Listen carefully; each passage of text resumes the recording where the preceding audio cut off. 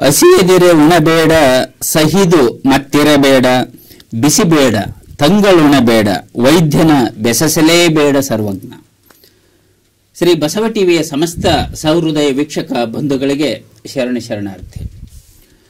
ಅಜ್ಞಾನವನ್ನು ನುಚ್ಚುಗೈದು ಭವಿತವ್ಯಕ್ಕೆ ಬೆಳಕ ಸ್ಫುರಿಸಿ ವರ್ತಮಾನದ ಬದುಕಿಂಗೆ ಗೋಚರ ಅಗೋಚರ ವಿಚಾರಧಾರೆಗಳನ್ನೀಯುವ ಸಂಸ್ಕಾರ ಭರಿತ ಕಾರ್ಯಕ್ರಮವಾದ ಅನುಭವಗೋಷ್ಠಿ ಕಾರ್ಯಕ್ರಮಕ್ಕೆ ತಮ್ಮೆಲ್ಲರಿಗೂ ಸ್ವಾಗತ, ಸುಸ್ವಾಗತ. ಪ್ರಿಯ ವೀಕ್ಷಕ ಬಂಧುಗಳೇ, ಕನ್ನಡ ಸಾಹಿತ್ಯ ಇತಿಹಾಸದಲ್ಲಿ ಪಂಪ ಪೂರ್ವಯುಗ, ಪಂಪಯುಗ, ಬಸವಯುಗ, ದಾಸಯುಗ, ಆಧುನಿಕ ಯುಗ ಕಾಲಘಟ್ಟವನ್ನು ನಾವು ಕಾಣ್ತೀವಿ. ಎಲ್ಲರುಗಳಲ್ಲಿಯೂ ಸಹ ಶ್ರೇಷ್ಠವಾದಂತಹ ಕಾಲಘಟ್ಟ 12ನೇ ಶತಮಾನದ ಶರಣ ಸಾಹಿತ್ಯದ ಒಂದು ಕಾಲಘಟ್ಟ ಅಂತ ಕರಿತೀವಿ. ಯಾಕೆ ಅಂತಂತಂದ್ರೆ 12ನೇ ಶತಮಾನದ ಒಂದು ಕಾಲಘಟ್ಟದಲ್ಲಿನ ಆವತ್ತಿನ ತಲ್ಲಣಗಳನ್ನ, ಸಮಸ್ಯೆಗಳನ್ನ, ಪರಿಹಾರವನ್ನ ಕಂಡುಕೊಳ್ಳುವ ಹಿನ್ನೆಲೆಯಲ್ಲಿ ಅನುಭವ ಮಂಟಪದಲ್ಲಿ ಎಲ್ಲ ಶರಣರು ಕೂಡಿ ಅದಕ್ಕೆ ಒಂದು ಚರ್ಚೆಯನ್ನ ಮಾಡಿ ನಿಖರವಾದಂತಹ ಪರಿಹಾರ ಕಂಡುಕೊಳ್ಳುವತ್ತ ಸಾಗ್ತಾ ಇತ್ತು ಅವತ್ತಿನ ಒಂದು ಅನುಭವ ಮಂಟಪ. ಈ ದಿಸೆಯಲ್ಲಿ ನಮ್ಮ ಬಸವ ಟಿವಿಯ ಈ ಅನುಭವಗೋಷ್ಠಿ ಕಾರ್ಯಕ್ರಮದಡಿಯಲ್ಲಿ ಇವತ್ತಿನ ವರ್ತಮಾನದ ತಲ್ಲಣಗಳಿಗೆ ಅಥವಾ ಸಮಸ್ಯೆಗಳನ್ನು ನಾವು ಚರ್ಚಿಸಿ ಅದಕ್ಕೆ ಒಂದು ಪರಿಹಾರವನ್ನ ರೂಪಿಸಿಕೊಳ್ಳುವಲ್ಲಿ ನಾವು ಅತಿಥಿಗಳನ್ನು ಆಹ್ವಾನಿಸಿ ನಿರ್ದಿಷ್ಟ ವಿಷಯದಡಿಯಲ್ಲಿ ಚರ್ಚೆ ಮಾಡ್ತಾ ಬಂದಿದ್ದೀವಿ. ಈ ಹಿನ್ನೆಲೆಯಲ್ಲಿ ಇವತ್ತಿನ ಒಂದು ಚರ್ಚಾಗೋಷ್ಠಿಯಲ್ಲಿ ಆಧುನಿಕ ಔಷಧಿಗಳಿಂದ ಆರೋಗ್ಯ ಸುಧಾರಿಸುತ್ತದೆಯೋ ಅಥವಾ ಅಡ್ಡ ಪರಿಣಾಮವಾಗುತ್ತಿದೆಯೋ ಅಂತ ಒಂದು ವಿಷಯದಡಿ ಚರ್ಚೆ ಮಾಡಲಿಕ್ಕೆ ನಮ್ಮ ಈ ಒಂದು ಸ್ಟುಡಿಯೋಗೆ 4 ಅತಿಥಿಗಳು ಆಗಮಿಸಿದರೆ ಅವರನ್ನ ಸ್ವಾಗತಿಸೋಣ. ಆಧುನಿಕ ಔಷಧಿಗಳಿಂದ ಆರೋಗ್ಯ ಸುಧಾರಿಸುತ್ತಿದೆ ಎಂಬ ವಿಷಯದಡಿ ಚರ್ಚೆ ಮಾಡಲಿಕ್ಕೆ ನಮ್ಮ ವೇದಿಕೆ ಈರುವರು ಅತಿಥಿಗಳು ಆಗಮಿಸಿದರೆ. ಪ್ರಸನ್ನ ಕುಮಾರ್ ಸುರೆ, ಶಿಕ್ಷಕರು ಹಾಗೂ ಸಾಹಿತಿಗಳು, ಅರಸೀಕೆರೆ, ಹಾಸನ ಜಿಲ್ಲೆಯಿಂದ ಬಂದಿದ್ದಾರೆ. ಸರ್, ನಿಮಗೆ ಈ ಒಂದು ಕಾರ್ಯಕ್ರಮಕ್ಕೆ ಹೃತ್ಪೂರ್ವಕ ಸ್ವಾಗತ ಹಾಗೂ ಶರಣಾರ್ಥಿ. ಶರಣಾರ್ಥಿ. ಅದೇ ರೀತಿ ಆಧುನಿಕ ಔಷಧಿಗಳಿಂದ ಒಂದು ಆರೋಗ್ಯ ಸುಧಾರಿಸುತ್ತಿದೆ ಅಂತ ವಿಷಯದಲ್ಲಿ ಚರ್ಚೆ ಮಾಡಲಿಕ್ಕೆ ಗಂಗಾ ವೆಂಕಟೇಶ್, ಶಿಕ್ಷಕರು ಹಾಗೂ ಕವಯಿತ್ರಿ, ಸರ್ಕಾರಿ ಹಿರಿಯ ಪ್ರಾಥಮಿಕ ಶಾಲೆ ಎಲೆಬೇತೂರು, ದಾವಣಗೆರೆ ತಾಲೂಕು ಮತ್ತು ದಾವಣಗೆರೆ ಜಿಲ್ಲೆ ಇಲ್ಲಿಂದ ಬಂದಿದ್ದಾರೆ. ಮೇಡಮ್, ನಿಮಗೆ ಈ ಒಂದು ಕಾರ್ಯಕ್ರಮಕ್ಕೆ ಪ್ರೀತಿಪೂರ್ವಕ ಸ್ವಾಗತ ಹಾಗೂ ಶರಣಾರ್ಥಿಗಳು. ಅದೇ ರೀತಿ ಆಧುನಿಕ ಔಷಧಿಗಳಿಂದ ಆರೋಗ್ಯ ಅಡ್ಡ ಪರಿಣಾಮ ಬೀರುತ್ತಿದೆ ಅಂತ ನಿಟ್ಟಿನಲ್ಲಿ ಮಾತನಾಡಲಿಕ್ಕೆ ಇಬ್ಬರು ಅತಿಥಿಗಳು ನಮ್ಮ ಸ್ಟುಡಿಯೋಕ್ಕೆ ಆಗಮಿಸಿದರೆ. ಲತಾಮಣಿ MK ತುರುವೇಕೆರೆ, ಶಿಕ್ಷಕಿ ಹಾಗೂ ಸಾಹಿತಿ, ತುಮಕೂರು ಜಿಲ್ಲೆಯಿಂದ ಬಂದಿದ್ದಾರೆ. ಮೇಡಮ್, ನಿಮಗೆ ಈ ಒಂದು ಕಾರ್ಯಕ್ರಮಕ್ಕೆ ಪ್ರೀತಿಪೂರ್ವಕ ಸ್ವಾಗತ ಹಾಗೂ ಶರಣಾರ್ಥಿ. ಅದೇ ರೀತಿ ಆಧುನಿಕ ಔಷಧಿಗಳಿಂದ ಆರೋಗ್ಯ ಸುಧಾರಿಸಲ್ಲ, ಜಾಸ್ತಿ ಅಡ್ಡ ಪರಿಣಾಮವನ್ನ ಬೀರುತ್ತೆ. ಇತ್ತೀಚಿನ ದಿನಗಳಲ್ಲಿ ಬಹಳ ವ್ಯತಿರಿಕ್ತ ಪರಿಣಾಮದಿಂದ ಮನುಷ್ಯರು ಇದರಿಂದ ನರಳ್ತಾ ಇದ್ದಾರೆ ಅನ್ನುವ ನಿಟ್ಟಿನಲ್ಲಿ ವಾದ ಮಾಡಲಿಕ್ಕೆ ಅನ್ನಪೂರ್ಣ R, ಶಿಕ್ಷಕಿ, ಸರ್ಕಾರಿ ಹಿರಿಯ ಪ್ರಾಥಮಿಕ ಶಾಲೆ ಎಲೆಬೇತೂರು, ದಾವಣಗೆರೆ ತಾಲೂಕು ಮತ್ತು ಜಿಲ್ಲೆ ಅಲ್ಲಿಂದ ಬಂದಿದ್ದಾರೆ. ಮೇಡಮ್, ನಿಮಗೆ ಈ ಒಂದು ಕಾರ್ಯಕ್ರಮಕ್ಕೆ ಪ್ರೀತಿಪೂರ್ವಕ ಸ್ವಾಗತ ಹಾಗೂ ಶರಣಾರ್ಥಿ. ಪ್ರಿಯ ವೀಕ್ಷಕ ಬಂಧುಗಳೇ, ಆಧುನಿಕ ಔಷಧಿ ಅಂತ ಏನು ಕರಿತೀವಿ, ಇವೆ ಇಂದಿನ ಒಂದು ದಿನಮಾನದಲ್ಲಿ ನಾವು ಇಂಗ್ಲಿಷ್ ಮೆಡಿಸಿನ್ ಅಂತಾನೂ ಸಹಜವಾಗಿ ಕರಿತೀವಿ. ಆಧುನಿಕ ಔಷಧಿಗಿಂತ ಮುಂಚೆ ನಮಗೆ ಪಾರಂಪರಿಕ ಔಷಧಿ ಪದ್ಧತಿ ಅಂತ ಇತ್ತು. ಋಷಿ ಮುನಿಗಳ ಕಾಲದಿಂದನೂ ಸಹ ಪಾರಂಪರಿಕ ಔಷಧಿ ಪದ್ಧತಿ ಇತ್ತು. ಇವತ್ತಿಗೂ ಸಹ ಹಳ್ಳಿಗಳಲ್ಲಿ ನಮಗೆ ಗಿಡಮೂಲಿಕೆ ಔಷಧಿ ಅಂತಾನು ಕರಿತೀವಿ. ಆ ದಿಶೆಯಲ್ಲಿ ಇವತ್ತಿಗೂ ಸಹ ಬಳಸ್ತಾ ಇದ್ದಾರೆ. ಅತಿ ವೇಗವಾಗಿ ನಮಗೆ ಆರೋಗ್ಯ ಸುಧಾರಿಸುತ್ತೆ. ಆದರೆ ಏನೆಲ್ಲ ಅಡ್ಡ ಪರಿಣಾಮಗಳನ್ನ, ಅನಾಹುತಗಳನ್ನ ಅದು ತಂದು ಒಡ್ಡುತ್ತೆ ಅನ್ನೋ ನಿಟ್ಟಿನಲ್ಲಿ ಇವತ್ತಿನ ಒಂದು ಚರ್ಚೆ ನಮಗೆ ಸಾರ್ಥಕತೆಯನ್ನು ಕಟ್ಟಿಕೊಡುತ್ತೆ ಅಂತ ಭಾವಿಸ್ತಾ, ಮೊದಲಿಗೆ ಆಧುನಿಕ ಔಷಧಿಗಳಿಂದ ಆರೋಗ್ಯ ಸುಧಾರಿಸ್ತಾ ಇದೆ, ಆಧುನಿಕ ಔಷಧಿನ ಬಹಳ ಉತ್ತಮ ಅಂತ ನಿಟ್ಟಿನಲ್ಲಿ ವಾದ ಮಾಡ್ಲಿಕ್ಕೆ ಆಗಮಿಸಿರ್ತಕ್ಕಂಥ ಪ್ರಸನ್ನ ಕುಮಾರ್ ಅವರ ಹತ್ರ ನಾನು ಹೋಗ್ತಾ ಇದ್ದೀನಿ. ಪ್ರಸನ್ನ ಸರ್, ಈಗ ಆಧುನಿಕ ಔಷಧಿಗಳು ಆರೋಗ್ಯವನ್ನ ಸುಧಾರಿಸ್ತೀವಿ ಅನ್ನೋದಕ್ಕೆ ಇವತ್ತಿಗೂ ಸಹ 2 ಔಷಧಿ ಪದ್ಧತಿಗಳನ್ನ ಕಾಣ್ತೀವಿ. ನಾವು ಆಯುರ್ವೇದವನ್ನು ನಾವು ಕಾಣ್ತೀವಿ, ಜೊತೆಗೆ ಈಗ ನಮ್ಮ ಇಂಗ್ಲಿಷ್ ಮೆಡಿಸಿನ್ ಅನ್ನು ಕಾಣ್ತೀವಿ. ಇಂಗ್ಲಿಷ್ ಮೆಡಿಸಿನ್ ನಿಂದನೇ ನಮಗೆ ಬಹಳ ಆರೋಗ್ಯ ಸುಧಾರಿಸ್ತಾ ಇದೆ, ಬೇಗ ನಾವು ಆರೋಗ್ಯ ವೃದ್ಧಿಸ್ತೀವಿ ಅನ್ಲಿಕ್ಕೆ ನಿಮ್ಮ ಮಾತುಗಳೇನು? ಆತ್ಮೀಯ ಬಸವ ಟಿವಿ ವೀಕ್ಷಕರಿಗೆ ಶರಣಾರ್ಥಿ. ಇವತ್ತಿನ ವಿಷಯ ಆಧುನಿಕ ಔಷಧಿಗಳಿಂದ ಆರೋಗ್ಯ ಸುಧಾರಿಸುತ್ತಿದೆಯೇ? ಖಂಡಿತ ಸುಧಾರಿಸ್ತಾ ಇದೆ. ಯಾಕಂದರೆ ನಾವು ಈಗ ಎಂಥ ಕಾಲಘಟ್ಟದಲ್ಲಿದ್ದೀವಿ ಅನ್ನೋದನ್ನ ಯೋಚನೆ ಮಾಡಬೇಕು. ನಾವು ಆಧುನಿಕ ಯುಗದ ಹೊಸ್ತಿಲಲ್ಲಿದ್ದೀವಿ. ಎಲ್ಲ ಆಧುನಿಕತೆಗಳನ್ನ ಮೈಗೂಡಿಸ್ಕೊಂಡು ಜಡ ಜೀವನ, ಸತ್ವರಹಿತ ಆಹಾರ, ಶ್ರಮರಹಿತ ಬದುಕಿನ ಯುಗದಲ್ಲಿರುವ ನಮಗೆ ಆರೋಗ್ಯಗಳ ಉಲ್ಬಣ ಇದೆಯಲ್ಲ, ಅದನ್ನ ನಾವು ಬಹಳ ಚಿಂತಿಸ್ಬೇಕಾಯ್ತು. ಮಾನವನಿಗೆ ದೀರ್ಘ ಜೀವಿತ ಕೊಟ್ಟು ಬದುಕಿನಲ್ಲಿ ಹೊಸ ಭರವಸೆ ನೀಡಿ ನೋವು ರಹಿತವಾಗಿ ಬದುಕಲು ನಮ್ಮ ಜೊತೆಯಲ್ಲೇ ಸಾಗುವ ಆಧುನಿಕ ಔಷಧಿಗಳೇ ನಿಮಗಿದೆ ಒಂದು ಸಲಾಂ. 1998ರಲ್ಲಿ ಯುರೋಪಿಯನ್ ಕಮಿಷನ್ ಮಂಡಳಿ ಒಂದು ವರದಿಯನ್ನು ಕೊಡುತ್ತೆ. ಎಂಥ ಅದ್ಭುತ ಅಂದರೆ, ಯುರೋಪಿಯನ್ನರು ಇಷ್ಟು ದೀರ್ಘವಾದ ಮತ್ತು ಆರೋಗ್ಯಕರವಾದ ಜೀವನವನ್ನು ಹಿಂದೆಂದೂ ಅನುಭವಿಸಿರಲಿಲ್ಲ ಅಂತ ವರದಿ ಮಾಡುತ್ತೆ. ಆ ವರದಿನೇ ನಮಗೆ ಆ ಆಧುನಿಕ ಔಷಧಿಗಳ ದೊಡ್ಡ ಪಾತ್ರವನ್ನು ತಿಳಿಸ್ತಾ ಹೋಗುತ್ತೆ. ಕಳೆದೊಂದು ಶತಮಾನದಲ್ಲಿ ಮನುಷ್ಯ ನಿರೀಕ್ಷಿತ ಜೀವಿತಾವಧಿ ಸರಾಸರಿ 65 ವರ್ಷದಿಂದ 70 ವರ್ಷದ ತನಕ ಆಗಿದೆ. ಇದು ಭಾರತ ಅಂತಲ್ಲ, ಜಗತ್ತಿನ ಎಲ್ಲ ದೇಶದಲ್ಲಿ ಸರಾಸರಿ ಜೀವಿತಾವಧಿ 65 ವರ್ಷದಿಂದ 70 ವರ್ಷಕ್ಕಿದೆ. ಇಂದು ಯಾವಾಗಲೂ ಇರಲಿಲ್ಲ. ಈ ಜೀವಿತಾವಧಿ ಇಮ್ಮಡಿಗೊಳ್ಳಲು ಆಧುನಿಕ ಔಷಧಿಗಳ ಪಾತ್ರ ಬಹಳ ದೊಡ್ಡದಿದೆ. ಮತ್ತು ತುರ್ತು ಚಿಕಿತ್ಸೆ, ತುರ್ತು ಸೋಂಕುಗಳ ನಿವಾರಣೆ, ಸುರಕ್ಷಿತ ಹೆರಿಗೆ, ಇವೆಲ್ಲಕ್ಕೂ ಆಧುನಿಕ ಔಷಧಿಗಳು ಜೀವ ಉಳಿಸುವ ಸಂಜೀವಿನಿಗಳಾಗಿ ನಮಗೆ ಪಾತ್ರ ವಹಿಸ್ತವೆ. ನಾವು ಇಲ್ಲಿ ಆಧುನಿಕ ಔಷಧಿಗಳ ಬಹಳ ದೊಡ್ಡ ಸುಧಾರಣೆ ಏನಂದರೆ, ಇದನ್ನ ಯಾರು ಕಂಡಿಡಿತಾನೋ ಅದನ್ನ ಪರೀಕ್ಷಿಸಲಾರ್ದಲೇ ಯಾರು ಉಪಯೋಗಿಸಲ್ಲ. ಈಗ ಭಾರತದಲ್ಲಿ ಯಾರೋ ಒಬ್ಬ ಯಾವುದೋ ಒಂದು ಔಷಧಿನ ಕಂಡಿಡ್ದ ಅಂದರೆ ಜಗತ್ತಿನ ಬೇರೆ ಬೇರೆ ಲ್ಯಾಬ್ಗಳಲ್ಲಿ ಅದು ಪರೀಕ್ಷಿತ ಆಗುತ್ತೆ. ಮತ್ತು ಆ ಟೆಸ್ಟು ಒಪ್ಪಿಗಿತ ಆದರೆ ಮಾತ್ರ ಜನಬಳಿಕೆಗೆ ಬರುತ್ತೆ, ಅದು ಏಕ್ತಮ ಬರಲ್ಲ. ಮತ್ತು ಇದರಲ್ಲಿ ನಾವೆಲ್ಲ ಮೆಚ್ಚಬೇಕಾದ ವಿಚಾರ ಏನಂದರೆ ಟ್ರಾನ್ಸ್ಪರೆನ್ಸಿ ಇದೆ.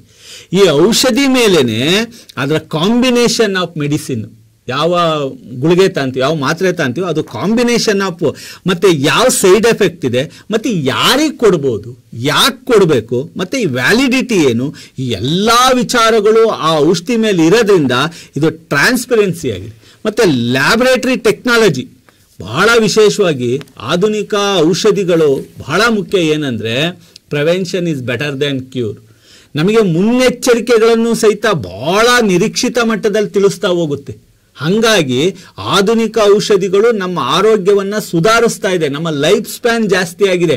ಮತ್ತು ನಮ್ಮಲ್ಲಿ ವ್ಯಕ್ತಿಗಳು ಆರೋಗ್ಯಯುತವಾಗಿ ಇರೋದಕ್ಕೋಸ್ಕರ ಯಾವುದೆಲ್ಲ ಮೊರೆ ಹೋಗಬೇಕು, ಯಾವ ಔಷಧಿ ಎಲ್ಲರಿಗೂ ಗೊತ್ತಿದೆ. ಈಗ ಯಾವ ಔಷಧಿಗಳು, ಈಗ ನೋಡಿ, ಒಬ್ಬರು BP ಬಂದರೆ, ಶುಗರ್ ಬಂದರೆ, ಯಾವ್ಯಾವ ಮೆಡಿಸಿನ್ಗಳು ನಮಗೆ ಉಪಯುಕ್ತವಾಗಿದೆ ಅನ್ನೋದನ್ನ ಭಾಳ ಟ್ರಾನ್ಸ್ಪರೆನ್ಸಿಯಾಗಿ ಪ್ರತಿಯೊಬ್ಬರಿಗೂ ತಿಳಿಸೋದ್ರಿಂದ ಆಧುನಿಕ ಔಷಧಿಗಳು ಆರೋಗ್ಯ ಸುಧಾರಣೆಯಲ್ಲಿ ಈಗಿನ ಕಾಲಘಟ್ಟದಲ್ಲಿ ಬಹಳ ದೊಡ್ಡ ಪಾತ್ರವನ್ನು ಬೀರ್ತಾ ಇದೆ ಅನ್ನೋದು ಒಪ್ಪಿತವಾದಂಥ ವಿಷಯ. ಸಾಕಷ್ಟು ವಿಷಯಗಳನ್ನು, ಒಳ್ಳೊಳ್ಳೆ ಅಂಶಗಳ ಮೇಲೆ ಅವರು ಬೆಳಕು ಚೆಲ್ಲಿದ್ರು. ಲೈಫ್ ಸ್ಪ್ಯಾನನ್ನು ಇನ್ಕ್ರೀಸ್ ಮಾಡಲಿಕ್ಕೆ ಆಧುನಿಕ ಔಷಧಿನೂ ಪ್ರಮುಖವಾಗಿ ಕಾರಣ. ಅದರ ನಿಖರತೆ ಇರುತ್ತೆ. ಮತ್ತು ಟ್ರಾನ್ಸ್ಪರೆನ್ಸಿ ಅಂದರೆ ಅವರು ಮ್ಯಾನುಫ್ಯಾಕ್ಚರಿಂಗ್ ಡೇಟ್ ಇರ್ಬೋದು, ಅದರ ಎಕ್ಸ್ಪೈರಿ ಡೇಟ್ ಇರ್ಬೋದು, ಎಷ್ಟು ಪ್ರಮಾಣ ಬಳಸಬೇಕು, ಯಾವ ಏಜ್ನಲ್ಲಿ ಬಳಸಬೇಕು, ಪ್ರತಿಯೊಂದು ಅಲ್ಲಿ ನಿಖರತೆ ಇರುತ್ತೆ. ಹಂಗಾಗಿ ಅದು ಆರೋಗ್ಯ ವರ್ಧನೆಗೆ ಬಹಳ ಸಹಕಾರಿ ಆಧುನಿಕ. ಈಗ ಕೆಲವೊಂದು ಸಂದರ್ಭದಲ್ಲಿ ಏನಾಗ್ತೀವಿ ಅಂತಂದ್ರೆ, ಆಧುನಿಕ ಔಷಧಿಯನ್ನು ತಗೊಂತೀವಿ, ಕೆಮ್ಮಿಗೇನೋ ಔಷಧಿ ತಗೊಂಡಿರ್ತೀವಿ, ಕೆಮ್ಮು ಹೋಗ್ಬಿಟ್ಟು ಇನ್ನೊಂದೇನೋ ಶೀತ ಬಂದಿರುತ್ತೆ, ಅದಕ್ಕೆ ತಗೊಂಡಾಗ ಇನ್ನೊಂದು ಏನೋ ಬಂದಿರುತ್ತೆ, ಅಡ್ಡ ಪರಿಣಾಮಗಳು ಆಗಿರೋದು ಉಂಟು. ಅವೇನೋ ಸ್ವಲ್ಪ ನಾವು ಬಳಕೆಯಲ್ಲಿ ವ್ಯತ್ಯಯ ಆದಾಗ ಬಹಳ ಎಫೆಕ್ಟ್ ಆಗಿರೋದು ಉಂಟು. ಈ ದಿಶೆಯಲ್ಲಿ ಲತಾಮಣಿಯವರು, ಪ್ರಸನ್ನ ಅವರ ಒಂದು ವಾದಕ್ಕೆ ನಿಮ್ಮ ಪ್ರತಿವಾದ. ಓಂ ಶ್ರೀ ಗುರುಭ್ಯೋ ನಮಃ. ಶ್ರೀ ಬಸವ ಟಿವಿಯ ಸಮಸ್ತ ಸಹೃದಯ ವೀಕ್ಷಕ ಬಂಧುಗಳಿಗೆ ಶರಣಾರ್ಥಿ. ಇವತ್ತಿನ ನಮ್ಮ ಅನುಭವಗೋಷ್ಠಿಯ ವೇದಿಕೆಯಲ್ಲಿ ಚರ್ಚೆ ಒಳಪಟ್ಟಿರುವಂತಹ ವಿಷಯ, ಆಧುನಿಕ ಔಷಧಿಗಳಿಂದ ಆರೋಗ್ಯ ಸುಧಾರಿಸ್ತಾ ಇದೆಯಾ ಅಥವಾ ಸುಧಾರಣೆಗಿಂತ ಅಡ್ಡ ಪರಿಣಾಮಗಳು ಹೆಚ್ಚಾಗ್ತಾ ಇದೆಯಾ ಅಂತ. ಖಂಡಿತವಾಗ್ಲೂ ನಿಮ್ಮ ಗಮನಕ್ಕೆ ಬಂದಿರುತ್ತೆ, ಆಧುನಿಕ ಔಷಧೋಪಚಾರಗಳು ಏನಿದೆ ಅದರಿಂದ ಆರೋಗ್ಯ ಸುಧಾರಣೆಗಿಂತಲೂ ಅಡ್ಡ ಪರಿಣಾಮಗಳೇ ಹೆಚ್ಚಾಗಿ ಆಗ್ತಾ ಇರೋದನ್ನ ನಾವು ಕಾಣ್ತಾ ಇದ್ದೀವಿ. ಅದಕ್ಕೆ ಒಂದು ನಿದರ್ಶನ ಏನಪ್ಪಾ ಅಂದರೆ, ಸರ್ ಒಂದು ಮಾತು ಹೇಳಿದ್ರು, precaution is better than cure ಅಂತ. ಅಂದರೆ ನಮ್ಗೇನೋ ಒಂದು ಕಾಯಿಲೆ ಬರುತ್ತೆ ಅನ್ನೋದಕ್ಕಿಂತ ಮುಂಚೆ ಆ ಕಾಯಿಲೆ ಬರ್ದ ಹಾಗೆ ನಾವು ಯಾವ ರೀತಿ ಮುನ್ನೆಚ್ಚರಿಕೆನ ವಹಿಸಬೇಕು ಅದು ಅಲ್ಲಿ ಉತ್ತಮ ಅಂತ. ಇವಾಗ ಈ ಗರ್ಭಿಣಿಯರನ್ನೇ ತಗೊಳ್ಳಿ ಉದಾಹರಣೆಗೆ, ಗರ್ಭಿಣಿಯವ್ರಿಗೆ ಅವರ ಆರೋಗ್ಯ ಚೆನ್ನಾಗಿರಲಿ, ಮಗು ಗರ್ಭದಲ್ಲಿ ಚೆನ್ನಾಗಿ ಬೆಳವಣಿಗೆ ಆಗಲಿ, ಆ ತಾಯಿಯ ಆರೋಗ್ಯ ಚೆನ್ನಾಗಿರಲಿ, ಹೆರುವಂತಹ ಸಾಮರ್ಥ್ಯ ಶಕ್ತಿ ಆ ಹೆಣ್ಣಿಗೆ ಬರಲಿ ಅಂತ ಹೇಳಿಬಿಟ್ಟು ವೈದ್ಯರು ಸಾಕಷ್ಟು ಮೆಡಿಸಿನ್ಗಳನ್ನ ಕೊಡ್ತಾರೆ. ಆ ಮೆಡಿಸನ್ ಎಲ್ಲ ತಗೊಳ್ತಾ ಮಗು ಆರೋಗ್ಯನೂ ಚೆನ್ನಾಗಿರುತ್ತೆ, ತಾಯಿ ಆರೋಗ್ಯನೂ ಚೆನ್ನಾಗಿರುತ್ತೆ, ಅಲ್ಲಿ ಬೆಳವಣಿಗೆ ಕೂಡ ಆಗಿರುತ್ತೆ, ಮಗು ಬೆಳವಣಿಗೆ ಆಗಿರುತ್ತೆ. ಅದೇ ಆ ಹೆರಿಗೆಯ ಸಮಯ ಬಂದಾಗ ಮಗು ದಷ್ಟಪುಷ್ಟವಾಗಿ ಬೆಳೆದಂತಹ ಸಂದರ್ಭದಲ್ಲಿ ಸಾಮಾನ್ಯವಾಗಿ ಹೆರಿಗೆ ಆಗ್ಲಿಕ್ಕೆ ಕಷ್ಟ ಆಗುತ್ತೆ, ಅದು ಸಹಜ ಹೆರಿಗೆ ಆಗ್ಲಿಕ್ಕೆ ಕಷ್ಟ ಆಗುತ್ತೆ. ಆವಾಗ ಸಿಸೇರಿಯನ್ ಮಾಡೋದಿರ್ಬೋದು, ಈ ಆಪರೇಷನ್ ಮಾಡಿ ಮಗು ತೆಗಿಯೋದು ಅಂತ ಏನ್ ಹೇಳ್ತೀವಿ, ಈ ರೀತಿಯ ಒಂದು ಸಮಸ್ಯೆಯನ್ನ ಎದುರಿಸಬೇಕಾಗತ್ತೆ. ಅದೇ ನಮ್ಮ ಆಯುರ್ವೇದದಲ್ಲಿ ತಗೊಳ್ಳಿ, ಸರ್ವಜ್ಞರು ಒಂದ್ ಕಡೆ ಒಂದು ಮಾತು ಹೇಳ್ತಾರೆ, ಉಂಡು ಕೆಂಡವ ಕಾಸಿ ಉಂಡು ಶತಪಥ ನಡೆದು ಉಂಡೆಡದ ಮಗ್ಗೊಲಲಿ ಮಲಗೆ ವೈದ್ಯನ ಬಂಡಾಟವಿಲ್ಲ ಸರ್ವಜ್ಞ ಅಂತ. ಅಂದ್ರೆ ನಮ್ಮ ಒಂದು ಆರೋಗ್ಯ ನಮ್ಮ ಕೈಲೇ ಇದೆ. ನಾವು ಯಾವ ರೀತಿ ನಮ್ಮ ಆರೋಗ್ಯವನ್ನು ಸುಧಾರಿಸ್ಕೋಬೇಕು, ಯಾವ ರೀತಿ ನಮ್ಮ ಜೀವನ ಶೈಲಿಯನ್ನು ನಾವು ರೂಪಿಸ್ಕೊಳ್ಬೇಕು ಅನ್ನೋದು ನಮ್ಮಲ್ಲೇ ಇದೆ. ಹಾಗಾಗಿ ನಮ್ಮ ಒಂದು ಜೀವನ ಶೈಲಿಯನ್ನು, ನಮ್ಮ ಆಹಾರ ಕ್ರಮಗಳನ್ನು ನಮ್ಮ ಆರೋಗ್ಯಕ್ಕೆ ತಕ್ಕ ಹಾಗೆ ರೂಢಿಸಿಕೊಂಡಿದ್ದೆ ಆದಲ್ಲಿ ಈ ವೈದ್ಯರ ಒಂದು ಭಂಡಾಟ ಅಂತಾನೆ ಅವರು ಮೆನ್ಷನ್ ಮಾಡ್ತಾರೆ. ಯಾಕೆ ಅಂದ್ರೆ ವೈದ್ಯ ಕೊಡೋದು ಒಂದು ರೋಗಕ್ಕೆ ಮದ್ದಾದ್ರೆ ಅದು ನೂರಾರು ರೋಗಕ್ಕೆ ಮೆಟ್ಟಿಲಾಗುತ್ತೆ ಅನ್ನೋ ಒಂದು ಮಾತಿದೆ. ಇವಾಗ ತಾವು ಹೇಳಿದಾಗೆ ನೆಗಡಿಗೆ ಮಾತ್ರೆ ತಗೊಂಡ್ರೆ ಹಿಂದೆ ತಲೆನೋವು ಬಂದಿರುತ್ತೆ, ಯಾಕಪ್ಪ ಹಿಂಗಾಯ್ತು ಅನ್ನೋ ಒಂದು ವಿಚಾರ ಬರುತ್ತೆ. ಅದಕ್ಕೊಂದು ಹಾಸ್ಯ ಸನ್ನಿವೇಶ ನನಗೆ ನೆನಪಾಗ್ತಾ ಇದೆ. ಯಾರೋ ಒಬ್ಬ ಪೇಷಂಟು ಆಸ್ಪತ್ರೆಗೆ ಹೋಗ್ತಾನಂತೆ, ಹೋಗ್ಬಿಟ್ಟು ಅಣ್ಣ ನನಗೆ ತಲೆನೋವು ಕಣಣ್ಣ ಅಂತ ಹೇಳ್ತಾನಂತೆ. ಅಷ್ಟೇನೋ ತಗೊಳ್ಳೋ, ಈ ಮಾತ್ರೆ ತಗೊಂಡ್ರೆ ನಿನಗೆ ತಲೆನೋವು ಹೋಗುತ್ತೆ ಅಂತ. ಈ ತಲೆನೋವು ಯಾವಾಗ ಬರುತ್ತೆ ಅಂದರೆ ಹೊಟ್ಟೆ ನೋವು ಬಂದಾಗ ಬರುತ್ತೆ ಕಣಣ್ಣ ಅಂತ ಹೇಳ್ತಾನಂತೆ. ಹೊಟ್ಟೆ ನೋವು ಒಂದು ಮದ್ದಿದೆ ಕಣೋ, ಕೊಡ್ತೀನಿ ತಗೋ, ಈ ಗುಳಿಗೆ ನುಂಗು ನಿನಗೆ ಹೊಟ್ಟೆ ನೋವು ಹೋಗುತ್ತೆ ಅಂತ. ಹೊಟ್ಟೆ ನೋವು ಯಾವಾಗ ಬರುತ್ತೆ ಅಂದರೆ ಬೆನ್ನು ನೋವು ಬಂದಾಗ ಬರುತ್ತೆ ಕಣಣ್ಣ ಅಂತ ಹೇಳ್ತಾನಂತೆ. ಹಾಗೆ ಬೆನ್ನು ನೋವಿಗೂ ಮಾತ್ರೆ ಇದೆ ತಗೋ ಅಂತ ಮಾತ್ರೆಗಳನ್ನ ಕೊಡ್ತಾ ಹೋಗ್ತಾನೆ. ಹಾಗೆ ಒಂದೊಂದಕ್ಕೂ ಮಾತ್ರೆ ಕೊಡ್ತಾ ಅವ ಎಷ್ಟು ಮಾತ್ರೆಗಳನ್ನ ತಗೋತಾನೆ ಅದು ಮತ್ತೊಮ್ಮೆ ಅವನಿಗೆ ಕಿಡ್ನಿನಲ್ಲಿ ಸ್ಟೋನ್ ಆಗ್ಲಿಕ್ಕೆ ಕಾರಣ ಆಗುತ್ತೆ. ಅದು ಮಾತ್ರೆ ಬಗ್ಗೆ ಅವ್ರು ಹೇಳಿದ್ರು, ಮೆಡಿಸಿನ್ ಬಗ್ಗೆ, ಇಂಗ್ಲಿಷ್ ಮೆಡಿಸಿನ್ಸ್ ನಾವು ಏನು ಕೊಡ್ತೀವಿ ಅದರಲ್ಲಿ ಟ್ರಾನ್ಸ್ಪರೆನ್ಸಿ ಆಗಿರುತ್ತೆ. ಯಾಕೆಂದ್ರೆ ಅದ್ರ ಮೇಲೆ ಬರ್ದಿರುತ್ತೆ ಏನೇನು ಕಂಟೆಂಟ್ ಅದಕ್ಕೆ ಹಾಕಿರ್ತಾರೆ. ನೀವು ಸರ್ಕಾರಿ ಆಸ್ಪತ್ರೆಗಳಿಗೆ ಹೋಗಿ, ತಲೆನೋವು ಅಂತ ಹೋಗಿ ಪ್ಯಾರಾಸಿಟಮಲ್, ಜ್ವರ ಅಂತ ಹೋಗಿ ಪ್ಯಾರಾಸಿಟಮಲ್, ಕೆಮ್ಮು ಅಂತ ಹೋಗಿ ಪ್ಯಾರಾಸಿಟಮಲ್, ಯಾಕೋ ಹಲ್ಲು ನೋಯ್ತಾ ಇದೆ ಅಂತ ಹೋಗಿ ಅದಕ್ಕೂ ಪ್ಯಾರಾಸಿಟಮಲ್, ಎಲ್ಲದಕ್ಕೂ ಒಂದೇ ಮಾತ್ರೆಯನ್ನ ಕೊಡ್ತಾ ಇರಬೇಕಾದ್ರೆ ಆ ಒಂದು ಮಾತ್ರೆಯ ಅಂಶ ಏನಿದೆ ಅದನ್ನ ತಗೊಳ್ತಾ ಕಿಡ್ನಿ ಸ್ಟೋನ್ ಆಗಿರುವಂಥದ್ದು ಎಷ್ಟೋ ನಿದರ್ಶನಗಳನ್ನ ನಾವು ನೋಡ್ತಾ ಇದ್ದೀವಿ. ಹಾಗೆ ಇನ್ನೊಂದು ಮಾತು ಹೇಳಿದ್ರೆ ನೀವು ಟ್ರಾನ್ಸ್ಪರೆನ್ಸಿ ಅಂತ ಅದ್ರ ಮೇಲೆ ಇರೋದು, ಅದಕ್ಕೆ ನಾನು ಉದಾಹರಣೆ ಕೊಡಬೇಕು ಅಂದರೆ ನಕಲಿ ಔಷಧಿಗಳು ತಯಾರಾಗ್ತಾ ಇರೋದು. ಈ ನಕಲಿ ಔಷಧಿಗಳು ತಯಾರಾಗ್ತಾ ಇರೋದು, ನೀವು ಏನು ಟ್ರಾನ್ಸ್ಪರೆನ್ಸಿ ಅಂತ ಹೇಳಿದ್ರಿ, ಆ ಎಲ್ಲ ಒಂದು ಬಾಹ್ಯ ಚಹರೆ ಏನಿದೆ ಆ ಬಾಹ್ಯ ಚಹರೆಯನ್ನ ಯಥಾವತ್ತಾಗಿ ಕಾಣೋ ಹಾಗೆ ನಕಲಿ ಔಷಧಿಗಳನ್ನ ತಯಾರು ಮಾಡಿರ್ತಾರೆ. ಆ ನಕಲಿ ಔಷಧಿಗಳು ಕೂಡ ಅದೇ ಆಧುನಿಕ ಔಷಧಿ ಸಾಲಿನಲ್ಲಿ ಬರ್ತಕ್ಕಂಥದ್ದೇ. ಆ ಔಷಧಿಗಳನ್ನ ತಗೊಂಡಾಗ ಕಾಯಿಲೆ ವಾಸಿ ಆಗೋದಕ್ಕಿಂತ ಹೆಚ್ಚಾಗಿ ಉಲ್ಬಣಿಸೋದ್ರ ಜೊತೆಗೆ ಅಡ್ಡ ಪರಿಣಾಮಗಳು ಉಂಟಾಗುತ್ತೆ. ಮತ್ತೆ ಸಾಕಷ್ಟು ನಿದರ್ಶನಗಳನ್ನ ನಾವು ನೋಡಿದೀವಿ. ಇವಾಗ ಬುಲೆಟ್ ಪ್ರಕಾಶ್ ರವರ ಒಂದು ಇನ್ಸಿಡೆಂಟ್ನೇ ತಗೊಳ್ಳಿ. ಆಧುನಿಕ ಒಂದು ಶೈಲಿಯಲ್ಲಿ ಅವರು ತೂಕವನ್ನು ಇಳಿಸ್ಲಿಕ್ಕೆ ಅಂತ ಹೋದಂಥ ಸಂದರ್ಭದಲ್ಲಿ ಈ ಒಂದು ಮೆಡಿಸಿನ್ಗಳನ್ನೆಲ್ಲ ತಗೊಳ್ತಾ ಆ ದೇಹದ ಮೇಲೆ ಅವ್ರಿಗೆ ಮತ್ತು ಸೈಡ್ ಎಫೆಕ್ಟ್ಸ್ ಅಂತ ಏನು ಹೇಳ್ತೀವಿ, ಅಡ್ಡ ಪರಿಣಾಮ ಆಗ್ತಾ ಕೊನೆಗೆ ಜೀವಕ್ಕೆ ಸಂಚಕಾರ ಬರುವಂಥ ಕೆಲವೊಂದು ನಿದರ್ಶನಗಳನ್ನ ನಾವು ನೋಡ್ತಾ ಇದ್ದೀವಿ. ಅಷ್ಟೊಂದು ದೊಡ್ಡ ಕಾಯಿಲೆಗೆ ಹೋಗೋದು ಬೇಡ, ಜಸ್ಟ್ ಹೇರ್ ಕಲರ್ ಸಂಬಂಧಪಟ್ಟ ಹಾಗೆ ತಗೊಳ್ಳಿ. ಆಧುನಿಕ ಔಷಧೋಪಚಾರದಲ್ಲಿ ಬಂದಂಥ ಬಿಳಿ ಕೂದಲನ್ನ ಕಪ್ಪು ಹಾಕ್ಸೋ ಏನಿದೆ, ಆ ಹೇರ್ ಕಲ್ಲರಿಂಗ್ನ ತಗೊಂಡಾಗ ಜಸ್ಟ್ ಇವಾಗ ಒಮ್ಮೆ ಕಲ್ಲರ್ ಮಾಡ್ತಾ ಇದ್ದೀವಿ ಅಂದರೆ ಅದು ನ್ಯಾಚುರಲ್ ಆಗಿ ಕಪ್ಪಾಗಿಲ್ಲ ಅಂದ್ರೂ ಬಿಳುಪು ಅನ್ನೋದು ಏನಿದೆ, ಆ ಕೂದಲ ನೆರೆ ಕೂದಲ ಅಂತ ಏನಿದೆ ಆ ಸಮಸ್ಯೆ ಉಲ್ಬಣಿಸುತ್ತೆ ಹೊರತು ಅಲ್ಲಿ ಕಡಿಮೆ ಆಗೋದಿಲ್ಲ.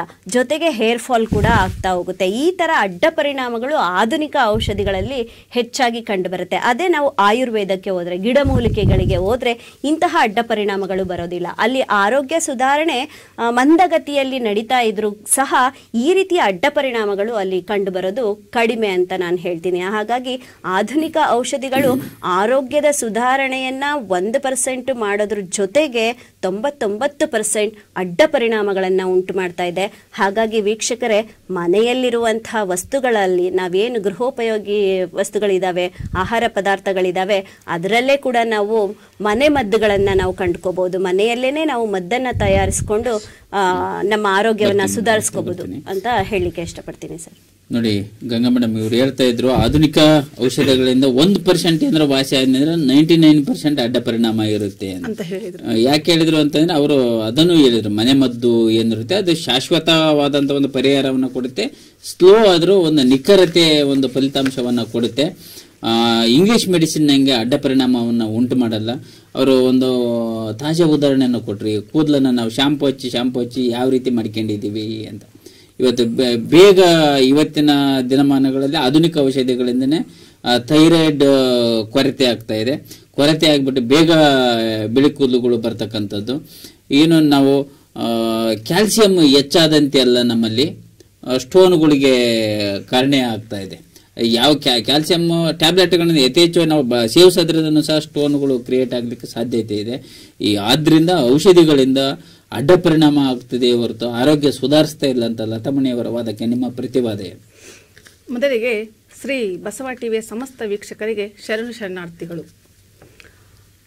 ಮನುಷ್ಯನಿಗೆ ಆರೋಗ್ಯವೇ ಶ್ರೇಷ್ಠವಾದ ಉಡುಗೊರೆ. ಹಾಗಾಗಿ ಆರೋಗ್ಯ ಪ್ರಾಪ್ತಿಯೇ ಶ್ರೇಷ್ಠ ಸಂಪತ್ತು. ಔಷಧಿಗಳಲ್ಲಿ ವಿಶ್ವಾಸ ಅರ್ಹತೆಯೇ ಗುಣಮುಖ. ನಿಮ್ಮಲ್ಲೊಂದು ಮಾತನ್ನು ನಾನು ಇವತ್ತು ಹೇಳೋಕೆ ಇಷ್ಟಪಡ್ತೀನಿ. ನಾವು ಇತ್ತೀಚಿನ ಜನತೆ ಔಷಧಿಯ ಮೇಲೆ ಹೆಚ್ಚಿನ ಪರಿಣಾಮವಾಗಿ ವಿಶ್ವಾಸಾರ್ಹತೆಯನ್ನು ಹೊಂದಿದೆ ಅನ್ನೋದನ್ನು ನಾವು ಮನಗಾಣಬೇಕಾಗುತ್ತೆ. ಯಾಕೆಂದರೆ ಇತ್ತೀಚಿನ ಜನಸಂಖ್ಯೆಯು ಹೆಚ್ಚಿದಂತೆಲ್ಲ ಜನತೆಯು ಆರೋಗ್ಯಪೂರ್ಣದ ಬದುಕಿಗಾಗಿ ಏನ್ ಮಾಡ್ತಾ ಇದ್ದಾರೆ, ಆಧುನಿಕ ಔಷಧಿಗಳ ಅತ್ತ ಮೊರೆ ಹೋಗ್ತಾ ಇದ್ದಾರೆ. ಯಾಕಂದ್ರೆ ಆಧುನಿಕ ಔಷಧಿಗಳು ಬಂದ್ಮೇಲೆನೆ ಹೆಲ್ತ್ ಸೈನ್ಸ್ ಅಲ್ಲಿ ದೊಡ್ಡ ರೆವಲ್ಯೂಷನ್ ಆಗಿದೆ ಅಂದ್ರೆ ತಪ್ಪಾಗಲಾರದು. ನಾನು ಅದಕ್ಕೊಂದು ಎಕ್ಸಾಂಪಲ್ ಕೊಡ್ತೀನಿ. ನಮ್ಮ ತಾತ ಅಜ್ಜಿ ಕಾಲದಲ್ಲಿ ಯಾವಾಗ ಈಗಲೂ ಕೂಡ ಇದ್ದಾರೆ. ನಮ್ಮ ಹಳ್ಳಿಯ ಸೈಡ್ ಹೋಗಿ, ಅಜ್ಜಿ ನಿನ್ಗೆ ಎಷ್ಟು ಮಕ್ಕಳಾಗಿತ್ತು ಅಂತ ಕೇಳ್ರಿ. ನನಗೆ 10-13 ಮಕ್ಕಳಾಗಿದ್ದು. ಮತ್ತೆ ಎಷ್ಟು ಮಕ್ಕಳಿದ್ದಾರೆ? 4 ಮಕ್ಕಳು ಉಳ್ಕೊಂಡಿದ್ದಾವೆ ಅಂತ. ಯಾಕೆ ಇದು? ಇತ್ತೀಚಿನ ಮಹಿಳೆಯರನ್ನ ನಾವು ಪರೀಕ್ಷೆ ಮಾಡಿ ಕೇಳಿದಾಗ 1 ಮಗು 2 ಮಗು. ಯಾಕಂದ್ರೆ ಅವ್ರಿಗೆ ಆಧುನಿಕ ಔಷಧಿಗಳ ಒಂದು ಪರಿಣಾಮದಿಂದಾಗಿ ಮರಣದ ಪ್ರಮಾಣ ಕಡಿಮೆಯಾಗುತ್ತದೆ ಅನ್ನೋ ಅಂಶವನ್ನು ನಾವು ಇಲ್ಲಿ ಕಾಣಬಹುದು. ಯಾಕಂದ್ರೆ 10-15 ಮಕ್ಕಳು ಹಾಕ್ತಿರೋರು 3-4 ಉಳಿತಾ ಇದ್ದಾವೆ. ಇಂದು 1 ಮತ್ತು 2 ಮಕ್ಕಳನ್ನೇ ಹೆರಿಗೆ ಆದ್ರೂ ಕೂಡ ಹೆಣ್ಣು ಮಕ್ಕಳು, ಆ ಮಕ್ಕಳು ಶಾಶ್ವತವಾಗಿ ಉಳಿತವೆ ಅನ್ನೋ ಅಂಶವನ್ನು. ಯಾಕೆ ಇದು ಅಷ್ಟು ವಿಶ್ವಾಸ? ಯಾಕೆ ಅಂದ್ರೆ ಇಂದಿನ ಆಧುನಿಕ ಮೆಡಿಸಿನ್ಗಳಿಂದಲೇ ಮರಣದ ಪ್ರಮಾಣ ಕಡಿಮೆ ಆಗಿದೆ ಅಂತ ನಾವು 100ಕ್ಕೆ 110 ಪಟ್ಟು ನಾವು ಪ್ರಮಾಣವಾಗಿ ಅದನ್ನ ಗಟ್ಟಿಯಾಗಿ ವಾದಿಸಬಹುದು, ಹೇಳ್ಬೋದು ಕೂಡ. ಅದು 100ಕ್ಕೆ ಸತ್ತನೂ ಕೂಡ ಹೌದು ಅಂತ ನಾನು ಹೇಳ್ಬೋದು. ಇದು ಎಲ್ಲರಿಗೂ ಕೂಡ ಒಪ್ಪುವಂತ ವಿಷಯ. ಇನ್ನು ಮೇಡಮ್ ಅವ್ರು ಹೇಳ್ತಾ ಇದ್ದು, ಅಷ್ಟು ಅತಿಯಾದ ಬೆನ್ನೋವು ಬಂದ ತಕ್ಷಣ ಹೊಟ್ಟೆ ನೋವಿಂದ ಬಂತು, ಹೊಟ್ಟೆ ನೋವು ಬಂದ ತಕ್ಷಣ ತಲೆನೋವಿಂದ ಬಂತು, ಒಂದಕ್ಕೊಂದು ಟ್ಯಾಬ್ಲೆಟ್ಸ್ ದಿಂದ ಬರ್ತಾ ಇದೆ ಅನ್ನೋ ಒಂದು ಅಂಶವನ್ನ ಮೇಡಮ್ ಅವ್ರು ಹೇಳ್ತಾ ಇದ್ರು. ಇದು ನಾವು ನಮ್ಮ ಮನಸ್ಥಿತಿ ಅಷ್ಟೇನೆ. ನಾವು ಯಾವ್ದ್ರಿಂದ ಬಂತು, ಇಂಗ್ಲಿಷ್ ಮೆಡಿಸಿನ್ ಅಂದ ತಕ್ಷಣನೇ ಮೆಡಿಸಿನ್ ನಿಂದ ನನಗೆ ಬೆನ್ನು ಆಪರೇಷನ್ ಆಗಿದೆ, ಅದಕ್ಕೆ ಇಂಜೆಕ್ಷನ್ ಕೊಟ್ಟಿದ್ದು ಅದಕ್ಕೆ ಬಂತು ಅಂತ. ಹಾಗಾದ್ರೆ ಆಪರೇಷನ್ ಯಾವ ಇಂಜೆಕ್ಷನ್ ಮೆಡಿಸಿನ್ಗಳು ತಗೊಳ್ಳದೆ ಇರೋರಿಗೆ ಹಂಗಾರೆ ಯಾರಿಗೂ ಬೆನ್ನೋ ಬಂದೇ ಇಲ್ವಾ? ಖಂಡಿತ ಬಂದಿರುತ್ತೆ. ಆದ್ರೆ ನಮ್ಮ ಮನಸ್ಥಿತಿ ವೀಕ್ ಇರುತ್ತೆ, ನಾವು ಯೋಚನಾ ಶಕ್ತಿ ಬೇರೆ ಇರುತ್ತೆ ಅಷ್ಟೇನೆ. ಯಾಕಂದ್ರೆ ಸ್ಟೋನ್ ಫಾರ್ಮೇಶನ್ ಆಗುತ್ತೆ ಅಂದ್ರೆ ನೀವು ಸರಿಯಾಗಿ ನೀರು ಕುಡ್ದಿಲ್ಲ ಅಂತ. ಯಾವುದೇ ಆಯುರ್ವೇದಿಕ್ಕು ಹೇಳ್ತಾ ಇರುತ್ತೆ, ನೀನ್ ಯಾವುದೇ ಆಯುರ್ವೇದಿಕ್ ತಗೋ, ಮುಂದೆ ಅವನು ಸರಿಯಾದ ಒಂದು ಆಹಾರ ಪದ್ಧತಿಯ ಜೀವನ ಶೈಲಿಯನ್ನು ಒಳಗೊಂಡಿರಬೇಕೇ ಹೊರತು ಕೇವಲ ಆಧುನಿಕ ಔಷಧಿಯ ಪರಿಣಾಮವನ್ನ ಕೊಟ್ಟು ಅದು ಅಡ್ಡ ಪರಿಣಾಮ ಅಂತ ಹೇಳೋದು ನನ್ನದು ತಪ್ಪು ಅನ್ನೋದು ನನ್ನ ವಾದ. ಹಾಗಾಗಿ ಆಧುನಿಕ ಔಷಧಿಗಳು ಇತ್ತೀಚೆಗೆ ಅತ್ಯಂತ ಹೆಚ್ಚು ಪರಿಣಾಮವನ್ನ ಬೀರ್ತದೆ ಇಂದಿನ ಜನಸಂಖ್ಯೆಗೆ. ಹಾಗೂ ಇಂದಿನ ಜನಸಂಖ್ಯೆ ಕೂಡ ಅದನ್ನು ವಿಶ್ವಾಸಾರ್ಹವಾಗಿ ಸ್ವೀಕರಿಸ್ತಾ ಇದ್ದಾರೆ. ಹಾಗಾಗಿ ಒಂದು ಮರಣದ ಸಂಖ್ಯೆ ಆಗಿರ್ಬೋದು, ಇತ್ತಿನ ಕಾಯಿಲೆಗಳ ಸಂಖ್ಯೆ ಆಗಿರ್ಬೋದು ಕಡಿಮೆ, ಅತಿ ವೇಗವಾಗಿ ಗುಣಮುಖವಾಗುತ್ತವೆ ಅಂತ ನಾವು ಹೇಳ್ಬೋದು. ಇನ್ನೂ ಒಂದು ಅಂಶವನ್ನ ನಾವು ತೆಗೆದುಕೊಳ್ಳೋದಾದ್ರೆ, ಈಗ ನಾವು ಆಧುನಿಕ ಔಷಧಿಗಳು ಅಂತ ಹೇಳ್ತಾ ಇದೀವಲ್ಲ, ಇವರು ಆಧುನಿಕ ಔಷಧಿಗಳು ಒಂದು ಹಿಂದೆ ಆಯುರ್ವೇದಿಕ್ಗಳನ್ನ ಕೊಡ್ತಾ ಇದ್ರು ಅನ್ನೋದು ಒಂದು ಅಂಶ ಹೇಳ್ತಾ ಇದ್ದಾರೆ. ಆಯುರ್ವೇದಿಕ್ ಔಷಧಿ ಏನ್ ಎಜುಕೇಶನ್ ಅನ್ನ ಪಡ್ಕೊಂಡಿದ್ದಾರೆ ಅವರು, ಒಂದು ಊಹೆಯ ಮೇಲೆ ಊಹಾ ಆಧಾರದ ಮೇಲೆ ಪರಿಕಲ್ಪನೆಯ ಮೇಲೆ ಅವರು ಔಷಧಿಗಳನ್ನ ನೀಡ್ತಾ ಹೋಗ್ತಾರೆ. ಆದರೆ ಆಧುನಿಕ ಮೆಡಿಸಿನ್ ಅನ್ನ ಊಹೆ ಮೇಲೆ ಕೊಡಲ್ಲ, ಅದನ್ನ ಸೈಂಟಿಫಿಕ್ ಆಗಿ ಅಧ್ಯಯನವನ್ನ ಮಾಡ್ತಾರೆ, ಅದರಲ್ಲಿ ಪರಿಣಿತರನ್ನ ಹೊಂದಿರ್ತಾರೆ, ಅದಕ್ಕೆ ಆದ ಒಂದು ಕೇಂದ್ರವನ್ನ ಮಾಡಿಕೊಂಡು ಅವ್ರದೇ ಆದ ಒಂದು ಗುಂಪನ್ನ ಮಾಡಿಕೊಂಡು ಒಂದಕ್ಕಿಂತ ಹೆಚ್ಚು ಪ್ರಯೋಗಗಳನ್ನ ಮಾಡಿ ಅದನ್ನ ಪ್ರಾಣಿಗಳ ಮೇಲೇನು ಕೂಡ ಪ್ರಯೋಗ ಮಾಡಿ ಅದನ್ನ ರಿಸಲ್ಟ್ ಬಂದ ಮೇಲೆನೆ ಮನುಷ್ಯನ ಮೇಲೆ ಪ್ರಯೋಗ ಮಾಡ್ತಾ ಇರೋದು ಕೂಡ ನಾವು ಅನೇಕ ಕಡೆ ಕೇಳಲ್ಪಟ್ಟಿವೆ ಅಂದ್ಮೇಲೆ ಇದು ಖಂಡಿತವಾಗಲೂ ಮತ್ತೆ ಬರ್ತೀನಿ. ಆಧುನಿಕ ಔಷಧಿಗಳಿಂದ ಆರೋಗ್ಯ ಸುಧಾರಿಸುತ್ತದೆ. ನೋಡಿ, ಇಷ್ಟ ತನಕ ಗಂಗಾ ಮೇಡಮ್ ಹೇಳ್ತಾ ಇದ್ರು, ಅವ್ರ ಮೇನ್ ಪಾಯಿಂಟ್ ಏನ್ ಹೇಳಿದ್ರೆ ಶಿಶು ಮರಣ ಪ್ರಮಾಣ ಕಡಿಮೆ ಆಗಿದೆ. ಹಿಂದಿನ ಕಾಲದಲ್ಲಿ 10-12 ಮಕ್ಕಳು ಯಾಕೆ ಮಾಡ್ಕೊಂತಿದ್ರೆ ಅಷ್ಟೊಂದು ಮಕ್ಕಳು ಅಂತಂದ್ರೆ ಇರೋ ಮಕ್ಕಳಲ್ಲಿ ಎಷ್ಟು ಉಳಿತೇವೆ ಎಷ್ಟು ಸಾಯ್ತೇವೆ ಅಂತಂದು ಅವರಿಗೆ ಖಚಿತತೆ ಇರಲಿಲ್ಲ. ಇವತ್ತು 1 ಅಥವಾ 2 ಮಾಡ್ಕೊಂಡೆ ಅಂದ್ರೆ ಅವನ್ನ ಉಳಿಸ್ಕೊಂತ ಇದ್ದಾರೆ. ಬಿಕಾಸ್ ಆಧುನಿಕ ಒಂದು ಮೆಡಿಸಿನ್ ಇವತ್ತು ಅದರಿಂದ ಆ ಪ್ರೊಟೆಕ್ಷನ್ ಮೇಲೆ ಆ ಮಕ್ಕಳನ್ನ ಸಲಹುತ್ತಾ ಇದೀವಿ ಅಂತಂದು ಅವ್ರು ಹೇಳಿದ್ರು. ಜೊತೆಗೆ ಇದ್ರ ಬಗ್ಗೆನೂ ಹೇಳಿದ್ರು ಅವರು, ಆ ಔಷಧಿ ಗುಣಧರ್ಮ ಹೆಂಗೆ ಇದ್ರದ್ದು ಹೆಂಗೆ ಅಂತ. ಕೊರೋನಾ ಬಂದಂತ ಒಂದು ಸಂದರ್ಭದಲ್ಲಿ ಪ್ರಪ್ರಥಮವಾಗಿ ನಾವು ಭಾರತೀಯರು ಒಡಿಕೊಂಡಿದ್ದೆ ಆಯುರ್ವೇದಿಕ್. ಒಂದು ಮನೆಯಲ್ಲಿ ಇರ್ತಕ್ಕಂಥ ಸಂಬಾರ, ಅರಿಶಿನ ಇವುಗಳನ್ನ ಬಳಸ್ಕೊಂಡು ಬಿಟ್ಟು ನಾವು ಬೇಗ ಚಿಕಿತ್ಸೆಯನ್ನ ಪಡ್ಕೊಂಡಿವಿ. ಯಾವ ರೀತಿ ಆಮ್ಲಜನಕವನ್ನ ನಾವು ವೃದ್ಧಿಸ್ಕೋಬೇಕು ಅಥವಾ ನಮ್ಮಲ್ಲಿರ್ತಕ್ಕ ರೆಸಿಸ್ಟೆನ್ಸ್ ಪವರ್ ಅನ್ನ ಯಾವ ರೀತಿ ವೃದ್ಧಿಸ್ಕೋಬೇಕು ಅಂತ ಆಯುರ್ವೇದಿಕ್ ಓದಿ. ಇವತ್ತಿಗೂ ಸಹ ಆಯುರ್ವೇದಿಕ್ ಇದೆ. ಅವ್ರು ಹೇಳಿದ್ರೆ ಎಜುಕೇಶನ್ ಕ್ವಾಲಿಫಿಕೇಶನ್ ಇಲ್ಲ ಆಯುರ್ವೇದಿಕ್ಕಿಗೆ. ಆದ್ರೆ ಆಯುರ್ವೇದದ ಬಗ್ಗೆ ದೊಡ್ಡ ದೊಡ್ಡ ಪುಸ್ತಕಗಳನ್ನು ನಮ್ಮ ಋಷಿ ಮುನಿಗಳು ಬರೆದಿದ್ದಾರೆ. ಹಿಂದೆ ಸುಶ್ರೂಷ ಇರ್ಬೋದು, ಚರಕ ಇರ್ಬೋದು, ಅವುಗಳಲ್ಲೆಲ್ಲ ಹಿಂದೆ ಓದಿದ್ರೆ ಸಾಕಷ್ಟು ವೈದ್ಯಕೀಯ ಪದ್ಧತಿಗಳ ಬಗ್ಗೆ ಇದಾವೆ. ಇವತ್ತೇನು ದೊಡ್ಡ ದೊಡ್ಡ ಕಾಯಿಲೆಗಳಿಗೆ ಔಷಧಿಗಳಿದಾವೆ, ಆ ಔಷಧಿಗಳನ್ನೇ ಇವರು ಗಿಡಮೂಲಿಕೆಗಳಲ್ಲೇ ಕೊಡ್ತಾ ಇದ್ರು. ಅವರಲ್ಲಿ ನಿಖರತೆ ಇತ್ತು, ಅಲ್ಲಿನೂ ಇದಾಗ್ತಾ ಇತ್ತು. ಜೊತೆಗೆ ಅವ್ರದ್ದೇನು ಅಂತಂದ್ರೆ ಈಗಿನ ಒಂದು ಆಧುನಿಕ ಜಗತ್ತೇನಿದೆ, ಈ ದೊಡ್ಡ ದೊಡ್ಡ ಆಪರೇಷನ್ಗಳು ಬಂದ್ವು ಅಂತಂದ್ರೆ ನಿಮ್ಮ ಆಯುರ್ವೇದಿಕ್ ಅಲ್ಲಿ ಫಲ ನೀಡಲ್ಲ, ನಾವು ಅತಿ ತುರ್ತಾಗಿ ಆಪರೇಷನ್ ಮಾಡ್ಬೇಕಂದ್ರೆ ಆಧುನಿಕ ಔಷಧಿನ ಬಳಸಬೇಕಾಗುತ್ತೆ ಅಂತ ಅವರ ಒಂದು ವಾದಕ್ಕೆ ನಿಮ್ಮ ಪ್ರತಿವಾದ ಏನು? ಶ್ರೀ ಬಸವ ಟಿವಿ ಸಮಸ್ತ ವೀಕ್ಷಕರಿಗೆ ಶರಣಾರ್ಥಿ. ಮೊದಲಿಗೆ ಈಗ ನಾನು ಈ ಒಂದು ವೈದ್ಯಕೀಯ ಪದ್ಧತಿಗಳಲ್ಲಿ 4 ವಿಧ ಇದೆ. ಮೊಟ್ಟ ಮೊದಲನೇದಾಗಿ ಬರೋದು ಆಯುರ್ವೇದ, ನೆಕ್ಸ್ಟ್ ಹೋಮಿಯೋಪತಿ, ಯುನಾನಿ, ಕೊನೆಯದಾಗಿ ಬರೋದು ಈ ಆಲೋಪತಿ. ಏನು ನೀವು ಹೇಳ್ತಾ ಇದ್ದೀರಲ್ಲ ಇಂಗ್ಲಿಷ್ ಮೆಡಿಸಿನ್ ಅಥವಾ ಆಧುನಿಕ ಪದ್ಧತಿ ಅಂತ ಹೇಳ್ತಾರಲ್ಲ, ಮಾಡರ್ನ್ ಮೆಡಿಸಿನ್ ಅಂತೇಳಿ, ಅದನ್ನ ಈಗ 2001ನೇ ಇಸ್ವಿಯಲ್ಲಿ ವಿಶ್ವ ಆರೋಗ್ಯ ಸಂಸ್ಥೆ ಇದನ್ನ ಜಾರಿಗೆ ತರುತ್ತೆ. ಈ ಒಂದು ಯಾವುದು ಮಾಡರ್ನ್ ಆಲೋಪತಿ ಮೆಡಿಸಿನ್ ಅನ್ನ ಇದು ಜಾರಿಗೆ ತರುತ್ತೆ. ಇದರಲ್ಲಿ ನಾವು ಈ ಪದ್ಧತಿಯಲ್ಲಿ ವೆರೈಟಿ ಆಫ್ ಮೆಡಿಸಿನ್ ಅನ್ನ ನಾವು ಕಾಣ್ತೀವಿ. ಯಾವುದಕ್ಕಿರ್ಬೋದು, ಆಂಟಿಬಯೋಟಿಕ್ಸ್ ಇರ್ಬೋದು, ಬ್ಲಡ್ ಪ್ರೆಷರ್ಗೆ ಇರ್ಬೋದು, ಶುಗರ್ಗೆ ಇರ್ಬೋದು, ಕೀಮೋಥೆರಪಿಗೆ ಇರ್ಬೋದು, ಮೈಗ್ರೈನು, ಪೇನ್ ಕಿಲ್ಲರು, ಆಸ್ಪಿರಿನು, ಹೀಗೆ ಅನೇಕ ಮೆಡಿಸಿನ್ಗಳಿಗೆ ಈ ಒಂದು ಕಂಡುಹಿಡಿತಾ ಬಂತು. ಯಾವುದು ಆಲೋಪತಿಯಲ್ಲಿ ಈ ಮೆಡಿಸಿನ್ನಲ್ಲಿ ಕಂಡುಹಿಡಿತಾ ಬಂತು. ಒಂದು ಕಂಪನಿ ಅಲ್ಲ, ಈ ಎಲ್ಲ ಏನು ನಾನು ಹೇಳ್ತಾ ಇದ್ದೇನಲ್ಲ, ಈ ಒಂದು ಟ್ಯಾಬ್ಲೆಟ್ಸ್ಗಳು, ಮೆಡಿಸಿನ್ಗಳು ಒಂದು ಕಂಪನಿ ಅಲ್ಲ, ನಾನಾ ಕಂಪನಿಗಳು ಉಟ್ಕೊಂಡ್ವು. ನಾನಾ ಕಂಪನಿಗಳು ಹೇಗೆ ಒಂದು ಟ್ಯಾಬ್ಲೆಟ್ಗೆ 4 ಕಂಪನಿಗಳು 5 ಕಂಪನಿಗಳು ಟ್ಯಾಬ್ಲೆಟ್ಗಳು ಕೊಡ್ತಾರೆ. ನಾವೇ ಈಗ ಒಂದು ಮೆಡಿಕಲ್ ಸ್ಟೋರ್ಗೆ ಹೋದ್ರೆ ಈ ಟ್ಯಾಬ್ಲೆಟ್ ಇದೆಯಾ, ಇಲ್ಲ ಇದ್ರ ಬೇರೆ ಕಂಪನಿ ಇದೆ ನೋಡಿ ಮೇಡಮ್ ಅಂತ, ಆ ರೀತಿ ಇದೊಂದು ಏನಾಗಿದೆ ಅಂದ್ರೆ ಆ ಸಬ್ಸ್ಟಿಟ್ಯೂಟ್ ಆಗಿ ಈ ಟ್ಯಾಬ್ಲೆಟ್ ಇದೆ, ಯು ಕ್ಯಾನ್ ಯೂಸ್ ದಟ್ ಅಂತ ಹೇಳ್ತಾರೆ. ಅಂದ್ರೆ ಇಲ್ಲಿ ವ್ಯವಹಾರಿಕವಾಗಿದೆ ಅಂತ ನನ್ನ ಅರ್ಥ. ವ್ಯವಹಾರಿಕವಾಗಿ ನಾವು ಅದನ್ನ ತುಂಬಾ ಬಳಕೆ ಮಾಡ್ತಾ ಇದ್ದೀವಿ. ಈಗ ನಾನು ನಮ್ಮ ಮನೆಯಿಂದ ಒಂದು ರೋಡಲ್ಲಿ ಹಿಂಗೆ ಒಂದು ರೋಡು, ನಮ್ಮ ಮನೆಯಿಂದ ಒಂದು ಮೇನ್ ರೋಡಲ್ಲಿ ಹೋದ ಅಂದ್ರೆ ಕಿರಾಣಿ ಅಂಗಡಿ ಎಷ್ಟಿರ್ಬೋದು ಅಂತ ಹೇಳ್ತೀರಾ? 2 ಕಿರಾಣಿ ಅಂಗಡಿ ನಮ್ಮ ಮನೆ ರೋಡಲ್ಲಿ.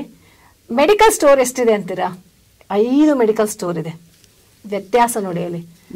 ನಮಗೆ ಊಟ ಬೇಕಾಗಿರೋದು ನಮಗೆ ಕಿರಾಣಿ ಅಂಗಡಿ ಕೇವಲ 2, ಬಟ್ ಮೆಡಿಕಲ್ ಸ್ಟೋರ್ 4 ಅಂದ್ರೆ ವ್ಯತ್ಯಾಸ ನೋಡಿ ಅಲ್ಲಿ.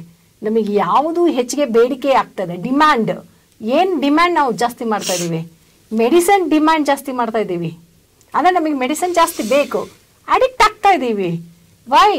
So many reason. ಮನುಷ್ಯನ ಬ್ಯಾಗ್ನಲ್ಲಿ ಒಬ್ಬ ಪರ್ಸನ್ ಬ್ಯಾಗ್ನಲ್ಲಿ ಮೆಡಿಸಿನ್ ಇಲ್ಲ ಅಂತ ಹೇಳಿದ್ರೆ ಅವನು ಇರೋದೇ ಇಲ್ಲ. ಎಲ್ಲ ವ್ಯಕ್ತಿ ಯಾರೇ ತಗೊಳ್ಳಿ ಎಲ್ಲರಿಗೂ ಮೆಡಿಸಿನ್ ಬೇಕು. ಯಾಕೆ ಇದನ್ನ ನೆಸೆಸಿಟಿ?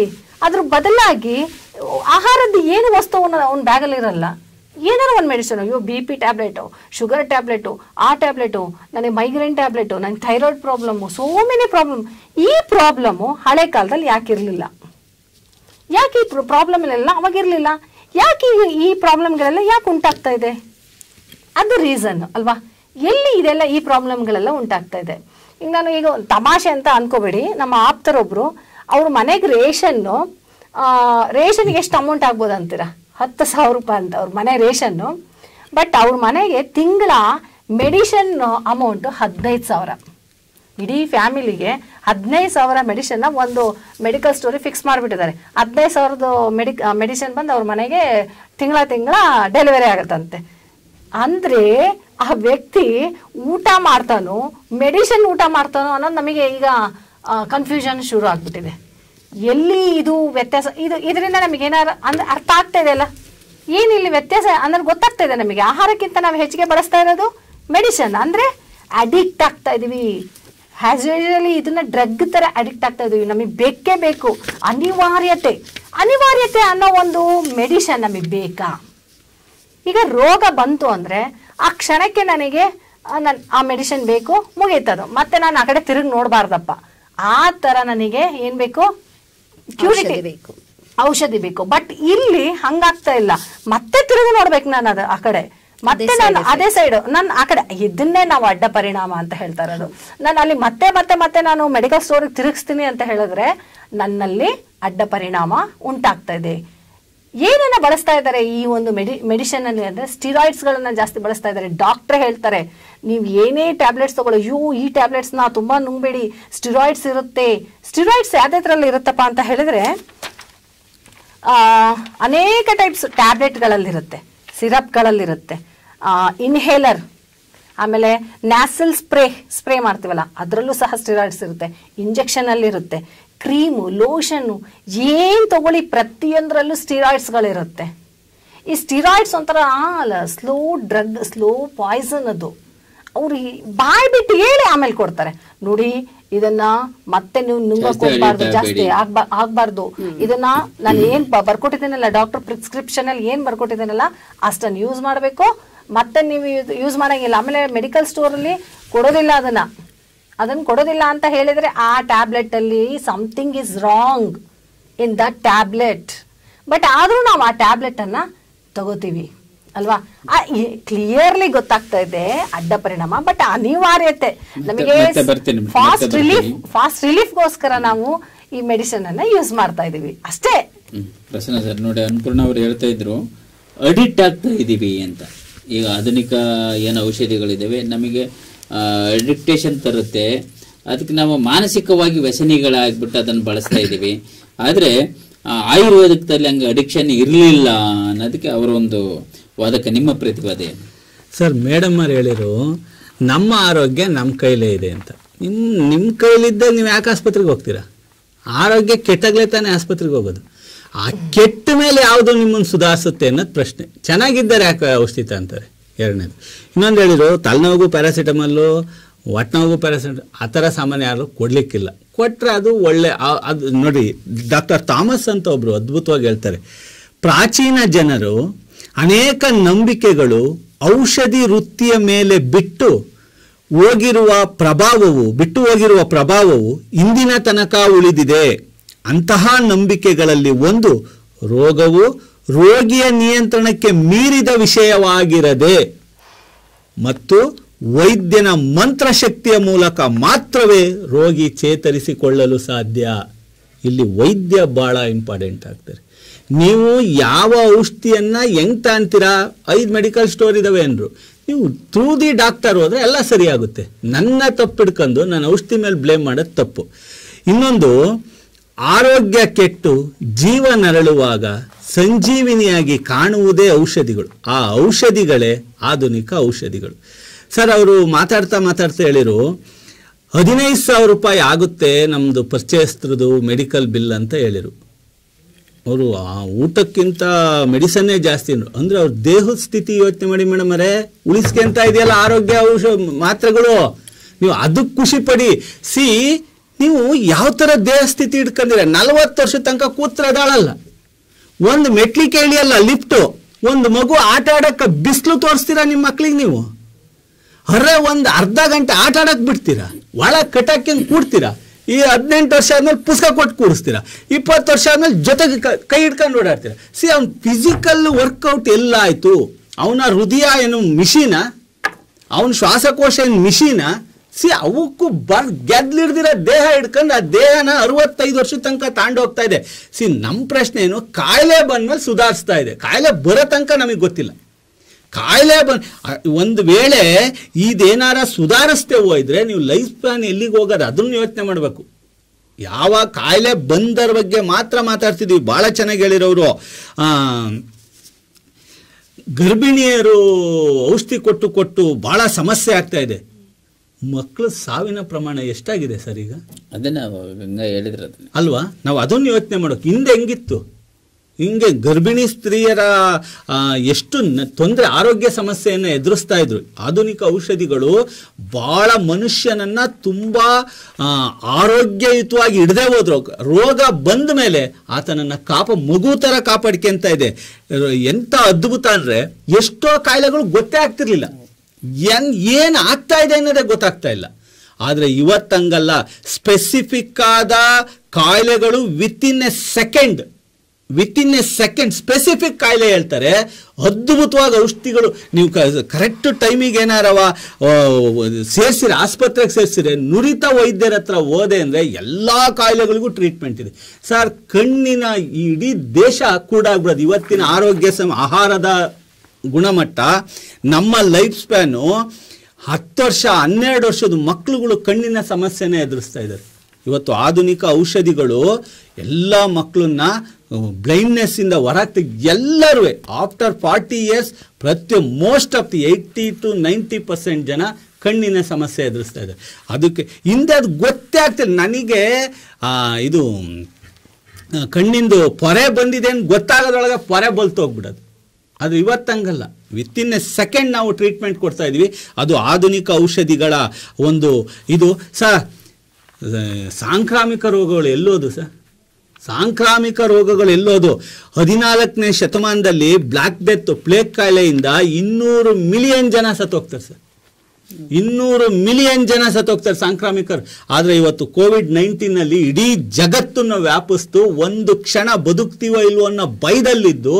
ಆದರೆ ಆಧುನಿಕ ಔಷಧಿಗಳು ಅದು ನಷ್ಟ ಅನುಭವಿಸ್ತು, ಇಲ್ಲ ಅಂತ ಹೇಳಲ್ಲ, ಆದರೆ ಈ ಮಟ್ಟದ ತೊಂದರೆಗೆ ಒಳಪಡೋಕ್ಕಾಗಲಿಲ್ಲ. ಇದು ಆಧುನಿಕ ಔಷಧಿಯ ಪ್ರಭಾವ. ಆಧುನಿಕ ಔಷಧಿಗಳು ನಮ್ಮನ್ನ ಕಾಪಾಡ್ಕೊಂತ ಇದ್ದಾವೆ. ನೀವು ಕಾಯಿಲೆ ಬರ್ದಂಗಿದ್ರೆ ಈಗ ಎಷ್ಟೋ ಜನ 100 ವರ್ಷ ಬದುಕ್ತಾರೆ, ಅವ್ರ ಬಗ್ಗೆ ನಮ್ದು ಮಾತಾಡೋಕ್ಕಾಗುತ್ತಾ? ಬಂದ ಮೇಲೆ ಏನು ಮಾಡೋದು ಅನ್ನೋ ಸಮಸ್ಯೆ. ಬಂದ ಮೇಲೆ ಹೊರರೆ ನಮಗೆ ಕಾಯಿಲೆ ಬಂದ್ಬಿಟ್ಟಿದೆ, ನಾವು ಅಲ್ಲಿಗೆ ಹೋಗಲ್ಲ ಅಂದರೆ ಬದುಕದೇ ಕಷ್ಟ. ಅಲ್ಲಿ ಸರ್, ಈ ಗಾಳಿ ನಾನು ವಿಷ ಅನಿಲ ಸೇವಿಸ್ತಾ ಇದ್ದೀನಿ, ವಿಷಯುಕ್ತ ಆಹಾರ ಸೇವಿಸ್ತಾ ಇದ್ದೀನಿ, ನಾನು ಬದುಕದೇ ಕಷ್ಟ ಆಗ್ಬಿಟ್ಟಿದೆ. ಆದರೂ ನಮಗೆ ಅವ್ರು ಹೇಳಿ ಸ್ಟಿರಾಯ್ಡಲ್ಲಿದೆ, ನೆಬ್ಲೈಸಿಂಗಲ್ಲಿ ಸ್ಟಿರಾಯ್ಡಲ್ಲಿದೆ ಅಂತ. ಸ್ಟಿರಾಯ್ಡ್ ಅಂತ ತಾಂಡವರು ಇವನೇ ಇರಲ್ವಲ್ಲ, ಅನಿವಾರ್ಯ. ಆ ಅನಿವಾರ್ಯ ಪರಿಸ್ಥಿತಿ ಹೋದಾಗ ನಮ್ಮ ಬದುಕ್ಸೋದಕ್ಕೆ ನಾವು ಒಂದು ಥ್ಯಾಂಕ್ಸ್ ಹೇಳ್ಬಾರ್ದಾ? ನೀವು ಲೈಫ್ ಸ್ಟೈಲ್ನ ಯೋಚನೆ ಮಾಡಿ. ನಮ್ಮನೆ ಮಕ್ಕಳನ್ನೇ ಎಷ್ಟೊತ್ತು ನಾವು ಫಿಸಿಕಲ್ ಆಕ್ಟಿವಿಟಿಗೆ ಬಿಡ್ತೀವಿ. ಆರೋಗ್ಯದ ಬಗ್ಗೆ ಸರ್, ನಮ್ಮ ದೇಶದಲ್ಲಿ ಆರೋಗ್ಯದ ಬಗ್ಗೆ ಕಾಳಜಿನೇ ಇಲ್ಲ. ಅದು ನಮ್ಮ ಜೀವನದ ಒಂದು ಅವಿಭಾಜ್ಯ ಆಗೇ ಇಲ್ಲ. ಆಹಾರದಲ್ಲಿ ನಾವು ಯಾವತ್ತೂ ನಾವು ಸಮತೋಲನದ ಆಹಾರದ ಬಗ್ಗೆ ತಲೆನೇ ಕೆಡಿಸ್ಕೊಳ್ಳಿಲ್ಲ. ನಮ್ಮ ಮನೇಲಿ ಏನೈತೆ ಅದು ಮಾಡುದು. ಆ ವ್ಯಾಯಾಮಗಳು ನಮಗೆ ಗೊತ್ತಿಲ್ಲದ ವಿಚಾರಗಳು, ನಿಯಮಿತ ವ್ಯಾಯಾಮಗಳು, ಏನು ತರಕಾರಿಗಳು. ನಮ್ಮ ಮಕ್ಳುಗಳು ಹೆಂಗೆ ಸರ್, ಎಲ್ಲ ತರಕಾರಿ ಪಕ್ಕಕ್ಕಿಡೋದು, ಬಿಳಿ ಅನ್ನ ತಿನ್ನೋದು. ಎಷ್ಟು ವರ್ಷ ದೇಹ ತಡ್ಕನುತ್ತೆ? ಸೊ ಕಾಯಿಲೆಗಳು ಬಂದ ನಂತರ ನಮ್ಮನ್ನು ಕಾಪಾಡ್ಕೊಳ್ಳೋದಕ್ಕೆ ಆಧುನಿಕ ಒಂದು ಪಿಕ್ಚರಲ್ಲಿ ಒಂದು ಒಳ್ಳೆಯ ಸನ್ನಿವೇಶ ಬರುತ್ತೆ ಸರ್. ಬಂಧನ ಪಿಕ್ಚರಲ್ಲಿ ನೀವು ನೋಡಿರ್ತೀರ. ಅಲ್ಲಿ ಮುಸರಿ ಕೃಷ್ಣಮೂರ್ತಿ ಅವರು ಊರರಿಗೆಲ್ಲ ಔಷಧಿ ಕೊಡ್ತಾ ಇರ್ತಾರೆ. ಅವ್ರು ವಾಸಿ ಆಗ್ತಾ ಇರುತ್ತೆ. ಆದರೆ ಕಾಲಾನಂತರ ಸಮಸ್ಯೆ ದೊಡ್ಡದಾದಾಗ ಅವರೇ ಆಧುನಿಕ ಆಸ್ಪತ್ರೆಗೆ ಸೇರ್ಕೊಳ್ಳೋಂಥ ಪರಿಸ್ಥಿತಿ. ಎಷ್ಟು ಚೆನ್ನಾಗಿದೆ ಅಂದರೆ ನಿಜ ಅದು. ಒಂದು ಇತಿಮಿತಿಯಲ್ಲಿ ಎಲ್ಲದೂ ಸರಿ, ಮಿತಿ ಮೀರಿದಾಗ ಆಧುನಿಕ ಔಷಧಿಗಳು ವರದಾನ ಆಗಿದ್ದಾವೆ. ನಾವಿವತ್ತು ನಮ್ಮ 15,000 ಕೊಟ್ಟರು ಉಳಿಸ್ಕೊಳ್ಳೋದು ಕಷ್ಟ ಇದೆ. ಅವ್ರು ಪುಣ್ಯವಂತರು ಯಾರೋ 15,000 ಕೊಟ್ಟು ಹೋಗ್ತಾ ಜೀವನ. ಯಾಕೆಂದ್ರೆ ಎಲ್ಲದಕ್ಕಿಂತ ಜೀವನ ದೊಡ್ಡದಲ್ವ? ಮತ್ತೆ ಬರ್ತೀನಿ ಸರ್. ನೋಡಿ, ಸಾಕಷ್ಟು ಉದಾಹರಣೆಗಳನ್ನು ಕೊಟ್ಟರು ಇವರು. ಯಾವ ರೀತಿ ಅದರಲ್ಲೂ ಸೀರಿಯಸ್ ಆದಂಥ ಒಂದು ಸಂದರ್ಭದಲ್ಲಿ ಹೃದಯ ಚಿಕಿತ್ಸೆ ಇರ್ಬೋದು, ಕಿಡ್ನಿ ಫೇಲ್ಯೂರ್ನೆಸ್ ಇರ್ಬೋದು, ಇಂಥ ಒಂದು ಆಕ್ಸಿಡೆಂಟ್ ಅಂತ ಒಂದು ಸಂದರ್ಭದಲ್ಲಿ ಇರ್ಬೋದು. ಇಲ್ಲಿ ನಾವು ಆಧುನಿಕ ಔಷಧಿ ಅಥವಾ ಆಧುನಿಕ ಒಂದು ಮೆಡಿಕಲ್ಲಿ ನಾವು ಅನ್ವಯ ಮಾಡಿಕೊಳ್ಳಿಲ್ಲ ಅಂದರೆ ಬಹುಶಃ ನಾವು ಉಳ್ಲಿಕ್ಕೆ ಆಗಲ್ಲ. ಒಂದು ಆಧುನಿಕವಾಗಿ ಜಗತ್ತೇ ನಾವು ಏನು ಮುಂದುವರೆದೀವಿ ಆ ರೀತಿ ಆಧುನಿಕವಾಗಿ ನಾವು ಇರಬೇಕು ಅಂತ. ಇಂದಿನ ಕಾಲದಲ್ಲಿ ನೋಡಿ, ಅವರು ಶುಗರ್ ಬಗ್ಗೆ ಮಾತಾಡಿದ್ರು, BP ಬಗ್ಗೆ ಮಾತಾಡಿದ್ರು. ಇವತ್ತು ಕಾಮನ್ ಡಿಸೀಸಸ್ ಆಗಿಬಿಟ್ಟಿದ್ದಾವೆ. 30 ವರ್ಷ ದಾಟ್ತೀವಿ ಅಂತ ಅಂದ್ರೆ ಸಾಕು, ಅಯ್ಯೋ ನನಗೆ ಶುಗರ್ ಇದೆ, ಎಲ್ಲರೂ ಟೀ ಕಾಫಿ ಕುಡಿಯೋದು ಬಿಟ್ಟಾಗಿದೆ. ಈಗ 30-35 ವರ್ಷಕ್ಕೆ ಶುಗರ್ ಅಟ್ಯಾಕ್ ಆಗ್ತಾ ಇದೆ, BP ಬರ್ತಾ ಇದೆ, ಹೆಚ್ಚಿಗೆ ಮಾತಾಡಂಗಿಲ್ಲ, ಹೆಚ್ಚಿಗೆ ಉಪ್ಪು ತಿನ್ನಂಗಿಲ್ಲ, ಕಡಿಮೆ ತಿಂದ್ರೆ ಗಳಗಂಡ ರೋಗ ಬರುತ್ತೆ, ಹೆಚ್ಚಿಗೆ ತಿಂದ್ರೆ BP ಬರುತ್ತೆ. ಹೆಂಗ್ ತಿನ್ಬೇಕು ಅಂತ ಮನುಷ್ಯ ಯೋಚನೆ ಮಾಡ್ತಕ್ಕಂಥ ಸಂದರ್ಭದಲ್ಲಿ ಇದೀವಿ. ಹಿಂದಿನ ಕಾಲದಲ್ಲಿ ಎಲ್ಲಾ ತರಕಾರಿಗಳನ್ನ, ಸತ್ವಯುತ ತರಕಾರಿಗಳನ್ನ ತಿಂತ ಇದ್ರು. ಅದರಲ್ಲಿ ಯಾವ ರೀತಿ ಇರೋದು ಅಂತಂದ್ರೆ ಆಯುರ್ವೇದಿಕ್ ಗುಣಗಳು ಎಲ್ಲವೂ ಇರೋವು. ಸೊಪ್ಪುಗಳು ಇರ್ಬೋದು, ತರಕಾರಿ. ಹಾಗಲಕಾಯಿಯನ್ನ ನಾವು ಚಿಕ್ಕರಿದ್ದಾಗ ನಮ್ಮನೇಲಿ ಯಥೇಚ್ಛವಾಗಿ ಹಾಗಲಕಾಯಿಯನ್ನ ಬಳಸ್ತಾ ಇದೀವಿ. ಇವತ್ತು ಎಷ್ಟು ಮಕ್ಕಳಿಗೆ ನಾವು ಹಾಗಲಕಾಯಿಯನ್ನ ತಿನ್ನಿಸ್ತಾ ಇದೀವಿ. ಹಾಗಲಕಾಯಿ ಪಲ್ಯ ಮಾಡಿದ್ರೆ ಇವತ್ತಿನ ದಿನಮಾನದಲ್ಲಿ ಹಾಗಲಕಾಯಿ ಪಲ್ಯ ಹೆಂಗಿರುತ್ತೆ ಅಂದ್ರೆ ಅದು ಕಂಡುಗ ಸಕ್ಕರೆ ಹಾಕಿರ್ತಾರೆ ಅಥವಾ ಬೆಲ್ಲ ಹಾಕಿರ್ತಾರೆ. ಅಲ್ಲಿನೂ ಹೋಗಿ ನಾವು ಸ್ವೀಟ್ ಆಗಿ ತಿನ್ನಿಸ್ತಾ ಇದೀವಿ. ಕೈ ತಿನ್ನಿಸ್ಬೇಕು ಮಕ್ಕಳಿಗೆ, ನಾವು ಕೈ ತಿನ್ನಿಸ್ತಾ ಇಲ್ಲ. ಹಂಗಾಗಿ ನಮಗೆ ಶುಗರ್ ಯಾಕೆ ಬರುತ್ತೆ?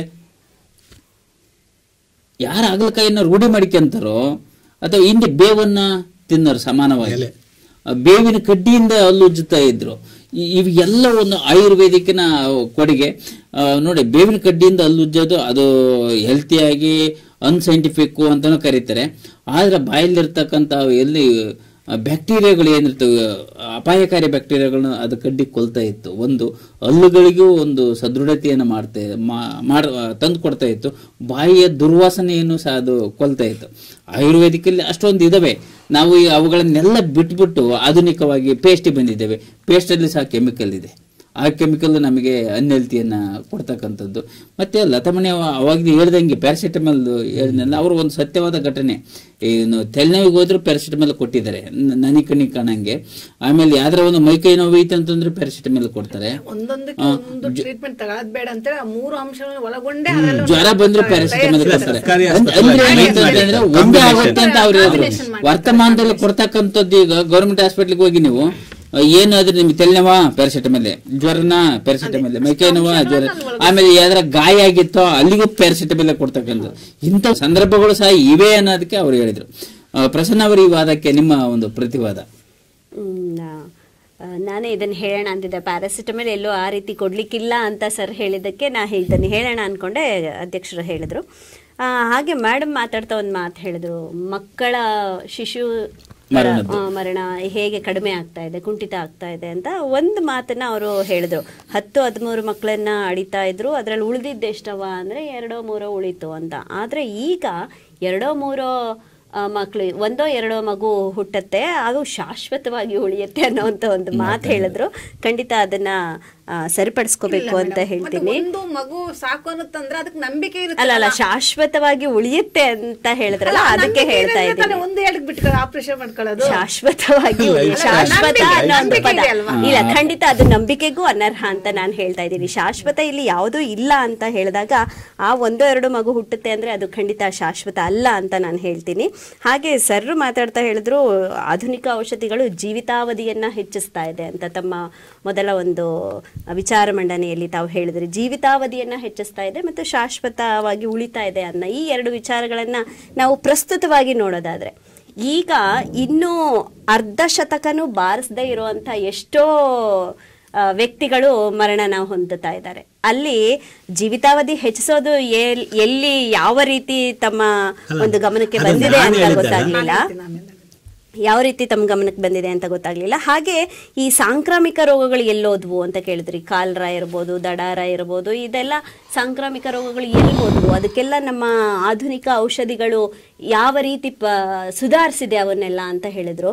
ಅದೇ ಸ್ವಾಮಿ, ಅಡ್ಡ ಪರಿಣಾಮಗಳಾಗಿ ಬಂದಿರೋದೇ ಈ ಕೋತಿ ಜ್ವರ, ಹಂದಿ ಜ್ವರ, ಕೋಳಿ ಜ್ವರ ಏನ್ ಬರ್ತಾ ಇದೆ, ಅವೇ ಆ ಆಧುನಿಕ ಔಷಧಿಗಳನ್ನ ತಗೊಳ್ತಾ ಒಂದಲ್ಲ ಒಂದು ರೀತಿಯ ಅಡ್ಡ ಪರಿಣಾಮಗಳಾಗಿ ಒಂದು ರೂಪದಲ್ಲಿದ್ದಂಥದ್ದು ಮತ್ತೊಂದು ರೂಪವನ್ನ ಪಡಿತಾ ಇದೆ ಅಷ್ಟೇ ಹೊರತು ಅದು ಸಂಪೂರ್ಣವಾಗಿ ಸುಧಾರಿಸ್ತಾ ಇಲ್ಲ ಅನ್ನೋದಕ್ಕೆ ಇದೊಂದು ಉದಾಹರಣೆ ಅಷ್ಟೇ.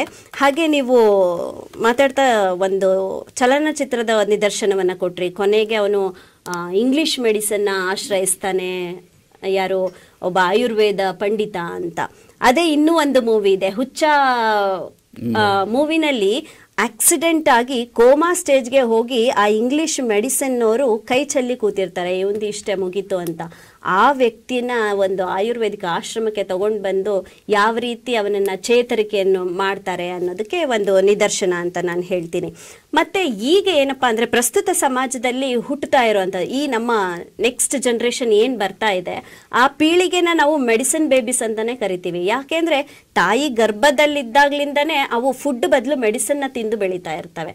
ಆ ಮೆಡಿಸನ್ಗೆ ಯಾವ ರೀತಿ ಅಡಿಕ್ಟ್ ಆಗಿರುತ್ತೆ ಅಂದ್ರೆ, ಒಬ್ಬ ಕುಡುಕ ಮದ್ಯಪಾನಕ್ಕೆ ಅಡಿಕ್ಟ್ ಆಗಿರೋ ಹಾಗೆ, ಧೂಮಪಾನಕ್ಕೆ ಅಡಿಕ್ಟ್ ಆಗಿರೋ ಹಾಗೆ, ಒಬ್ಬ ಯುವಕ ಡ್ರಗ್ಸ್ಗೆ ಯಾವ ರೀತಿ ಅಡಿಕ್ಟ್ ಆಗಿರ್ತಾನೋ ಆ ರೀತಿ ಮೆಡಿಸನ್ಗೆ ಮಕ್ಕಳು ಅಡಿಕ್ಟ್ ಆಗ್ತಾ ಇರ್ತವೆ. ಯಾಕೆ ಅಂದ್ರೆ ಗರ್ಭದಲ್ಲೇನೆ ಆ ಮೆಡಿಸನ್ನು ಅಷ್ಟು ಪರಿಣಾಮವನ್ನ ಬೀರ್ತಾ ಇರುತ್ತೆ.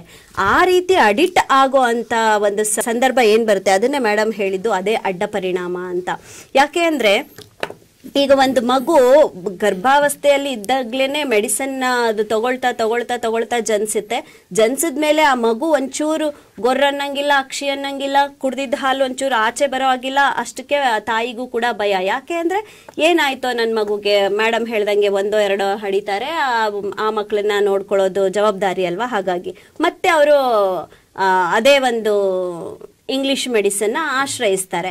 ಸೊ ಸಣ್ಣ ಪುಟ್ಟದಕ್ಕೆಲ್ಲ ಆ ರೀತಿ ಇಂಗ್ಲಿಷ್ ಮೆಡಿಸನ್ನ ಆಶ್ರಯಿಸಿದಾಗ ಆ ಮಕ್ಕಳಲ್ಲಿ ಅದು ಸೈಡ್ ಎಫೆಕ್ಟ್ಸ್ ಆಗ್ತಾ ಹೋಗುತ್ತೆ. ಯಾಕೆಂದ್ರೆ ಅದ್ರ ಮೇಲೆ ಬರ್ದಿರುತ್ತೆ, overdose is injurious to the health ಅಂತಾನೋ ಏನೋ ಬರ್ದಿರ, ಅಂದ್ರೆ ಅತಿಯಾಗಿ ಸೇವನೆ ಮಾಡೋದ್ರಿಂದ ಆರೋಗ್ಯಕ್ಕೆ ಹಾನಿಕರ ಅಂತ. ಯಾವ ಒಂದು ಔಷಧಿ ಆರೋಗ್ಯವನ್ನ ಸುಧಾರಿಸುತ್ತೋ ಅದ್ರ ಮೇಲೆ ಬರ್ದಿರುತ್ತೆ, ಈ ಒಂದು ಮದ್ದನ್ನ ಅತಿಯಾಗಿ ತಗೊಳ್ಳೋದ್ರಿಂದ ನಿಮ್ಮ ಆರೋಗ್ಯಕ್ಕೆ ಅಡ್ಡ ಪರಿಣಾಮ ಆಗುತ್ತೆ, ಸೈಡ್ ಎಫೆಕ್ಟ್ಸ್ ಆಗುತ್ತೆ ಅಂತ.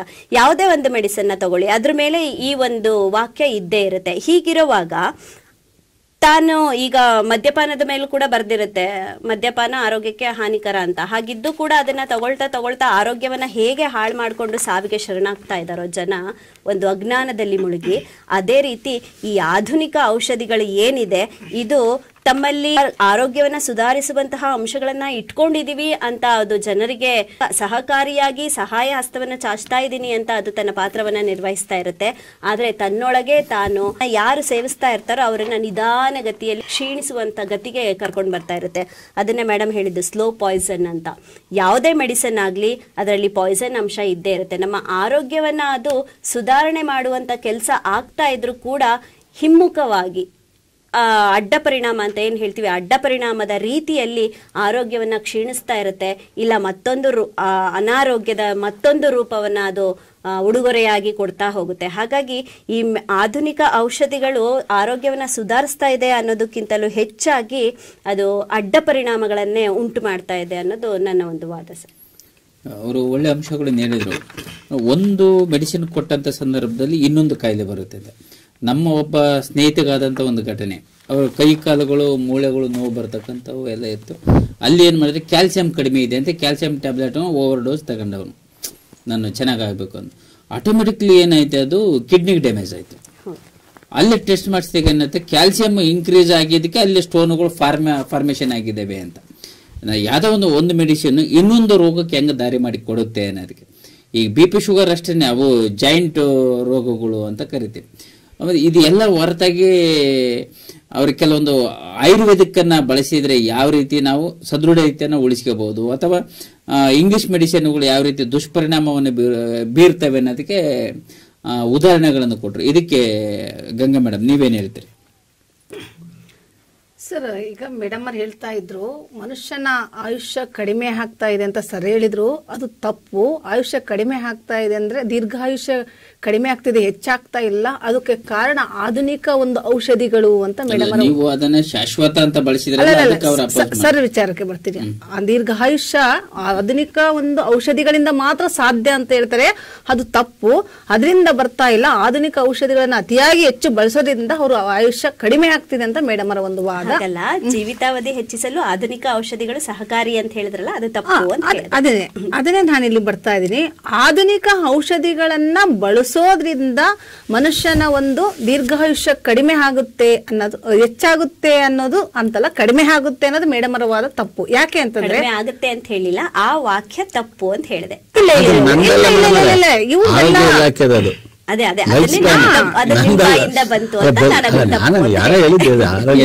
ಹಾಗಾಗಿ ಇಲ್ಲಿ ಮನುಷ್ಯ 50 ವರ್ಷನೂ ಕೂಡ ದಾಟಲ್ಲ.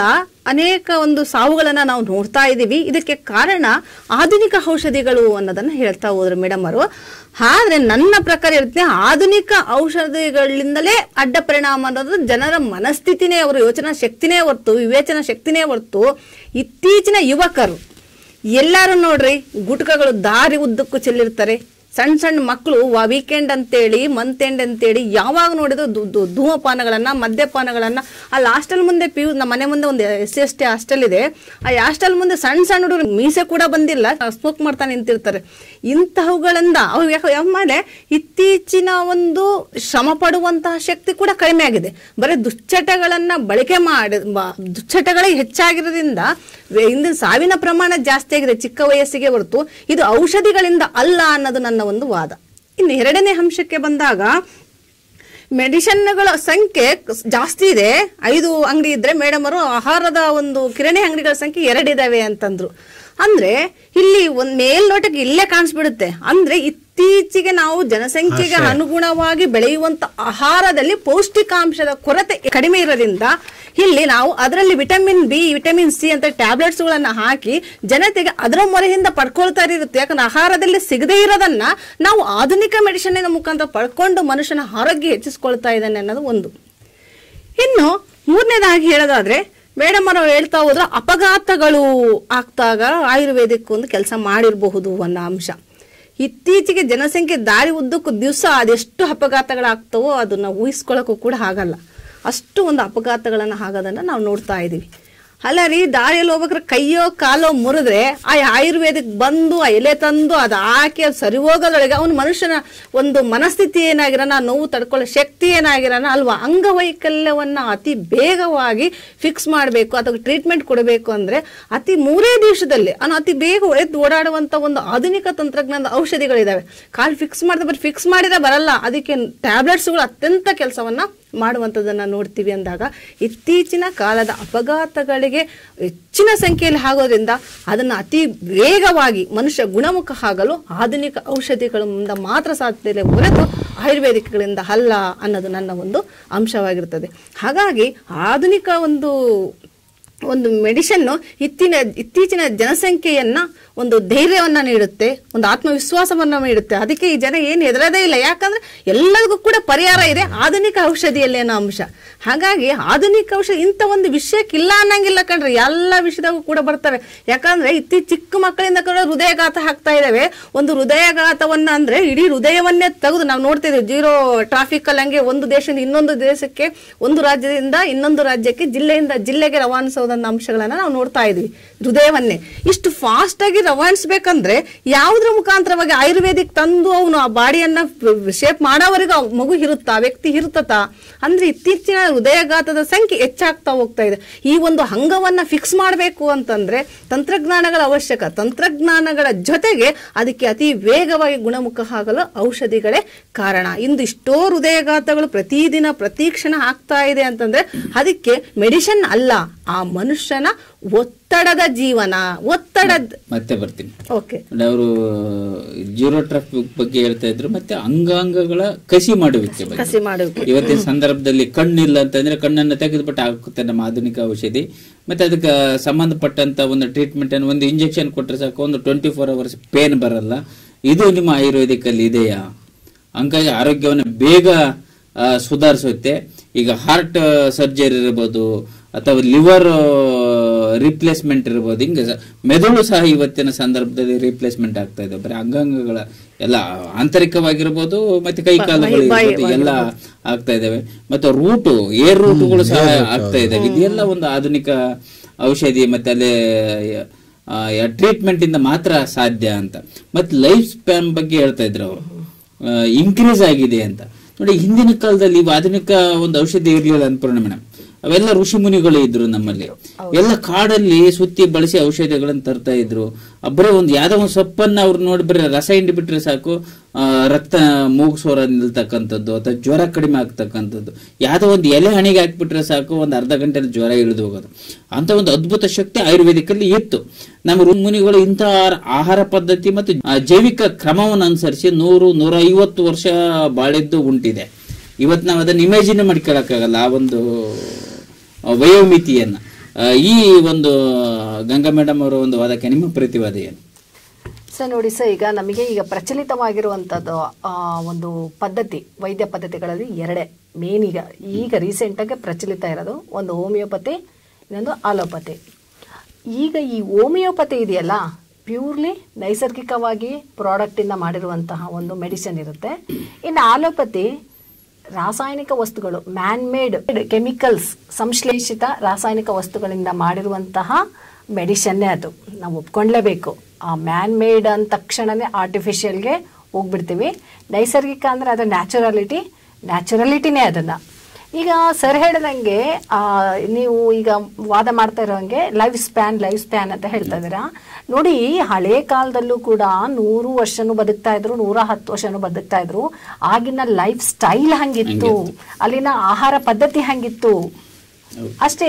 ಅಲ್ಲಿನ ಆಹಾರ ಪದ್ಧತಿ ಅಂಡ್ ಅವರಿಗೆ ಇಮ್ಯುನಿಟಿ ಪವರ್ ಚೆನ್ನಾಗಿತ್ತು ಅವರಿಗೆ. ಯಾಕಂದ್ರೆ ಅವರು ಆಹಾರ ಸೇವನೆ ಮಾಡ್ತಿದ್ದು, ಅವ್ರು ವರ್ಕೌಟ್. ಅದನ್ನೇ ಹೇಳ್ತಾ ಇರೋದು ನಾವು. ಈ ಔಷಧಿ ಅಡ್ಡ ಪರಿಣಾಮ ಆಗತ್ತೆ, ಬೇಡ. ನೀವು ವರ್ಕೌಟ್ ಮಾಡಿ ನಿಮ್ಮ ಬಾಡಿ ಕ್ಯಾಲರೀಸ್ಗಳನ್ನ ಕರಗಿಸ್ಕೊಳ್ಳಿ, ಆಮೇಲೆ ಆಹಾರ ಪದ್ಧತಿಯನ್ನ ಬದಲಾಯಿಸ್ಕೊಳ್ಳಿ. ಡಾಕ್ಟರ್ಗಳು ಹೇಳದೆ ಅದನ್ನ, ಮಾತ್ರೆ ಬೇಡ. ಅವರು ಹೇಳ್ತಾರೆ ಡಾಕ್ಟರ್ಗಳು, ಪ್ಲೀಸ್ ನಿಮ್ಮ ಲೈಫ್ ಸ್ಟೈಲ್ನ ಬದಲಾಯಿಸ್ಕೊಳ್ಳಿ. ವಾಕ್ ಮಾಡಮ್ಮ ನೀನು, 2 ಕಿಲೋಮೀಟರ್ ವಾಕ್ ಮಾಡಮ್ಮ ನೀನು ಅಂತ ಹೇಳ್ತಾರೆ. ಸಡನ್ ಆಗಿ ಯಾವ ಡಾಕ್ಟರ್ಗಳು ಟ್ಯಾಬ್ಲೆಟ್ ಅನ್ನ ಬರ್ಕೊಡಲ್ಲ. ತುಂಬಾ ಅನಿವಾರ್ಯ ಆದಾಗ ಮಾತ್ರ ಬರ್ಕೊಡ್ತಾರೆ ಡಾಕ್ಟರ್ಸ್ಗಳು. ಆಮೇಲೆ ನಾನು ಚಿಕ್ಕ ವಯಸ್ಸಿದ್ದಾಗ ಹುಷಾರಿಲ್ಲ ಅಂದ ತಕ್ಷಣನೇ ಇಂಜೆಕ್ಷನ್ ಕೊಡ್ತಾ ಇದ್ರು.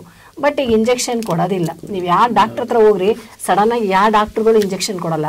ಅವಾಗ ಕೊಡ್ತಾ ಇದ್ದಿದ್ದು ಇಂಜೆಕ್ಷನ್ ಈಗ ಕೊಡ್ತಾ ಇಲ್ಲ. ಅಂದ್ರೆ ಈಗ ಅರಿವಾಗಿದೆ, ಇಂಜೆಕ್ಷನ್ ಸಡನ್ ರಿಲೀಫ್ ಕೊಡುತ್ತೆ, ಬಟ್ ಅದರಿಂದ ಸಡನ್ ಎಫೆಕ್ಟ್ ಆಗ್ತಾ ಇದೆ ಅಂತ. ಟ್ಯಾಬ್ಲೆಟ್ ಪರವಾಗಿಲ್ಲ ಅಂತ. ಮುಂದೊಂದು ದಿನ ಇದು ಗೊತ್ತಾಗುತ್ತೆ, ಟ್ಯಾಬ್ಲೆಟು ಕೂಡ ನಮ್ಮ ದೇಹಕ್ಕೆ ಎಫೆಕ್ಟ್ ಆಗುತ್ತೆ ಅಂತ ಹೇಳ್ಬಿಟ್ಟು. ಬಟ್ ಅನಿವಾರ್ಯತೆ, ಯಾಕಂದ್ರೆ ನಮ್ಮ ಲೈಫ್ ಸ್ಟೈಲ್ ನಾವು ಚೇಂಜ್ ಮಾಡ್ಕೊಂಡ್ಬಿಟ್ಟಿದೀವಿ. ಈಗ ನಮ್ಮ ಲೈಫ್ ಸ್ಟೈಲ್ ಚೇಂಜ್ ಆಗಿದೆ, ನಮ್ಮ ಆಹಾರ ಪದ್ಧತಿ ಚೇಂಜ್ ಆಗಿದೆ. ಆ ಆಹಾರದಲ್ಲಿ ಇರುವಂತಹ ಪೋಷಕಾಂಶಗಳು ಹಳೆ ಕಾಲಕ್ಕೆ ಹೋಲ್ಸ್ಕೊಂಡ್ರೆ ಈಗಿಲ್ಲ.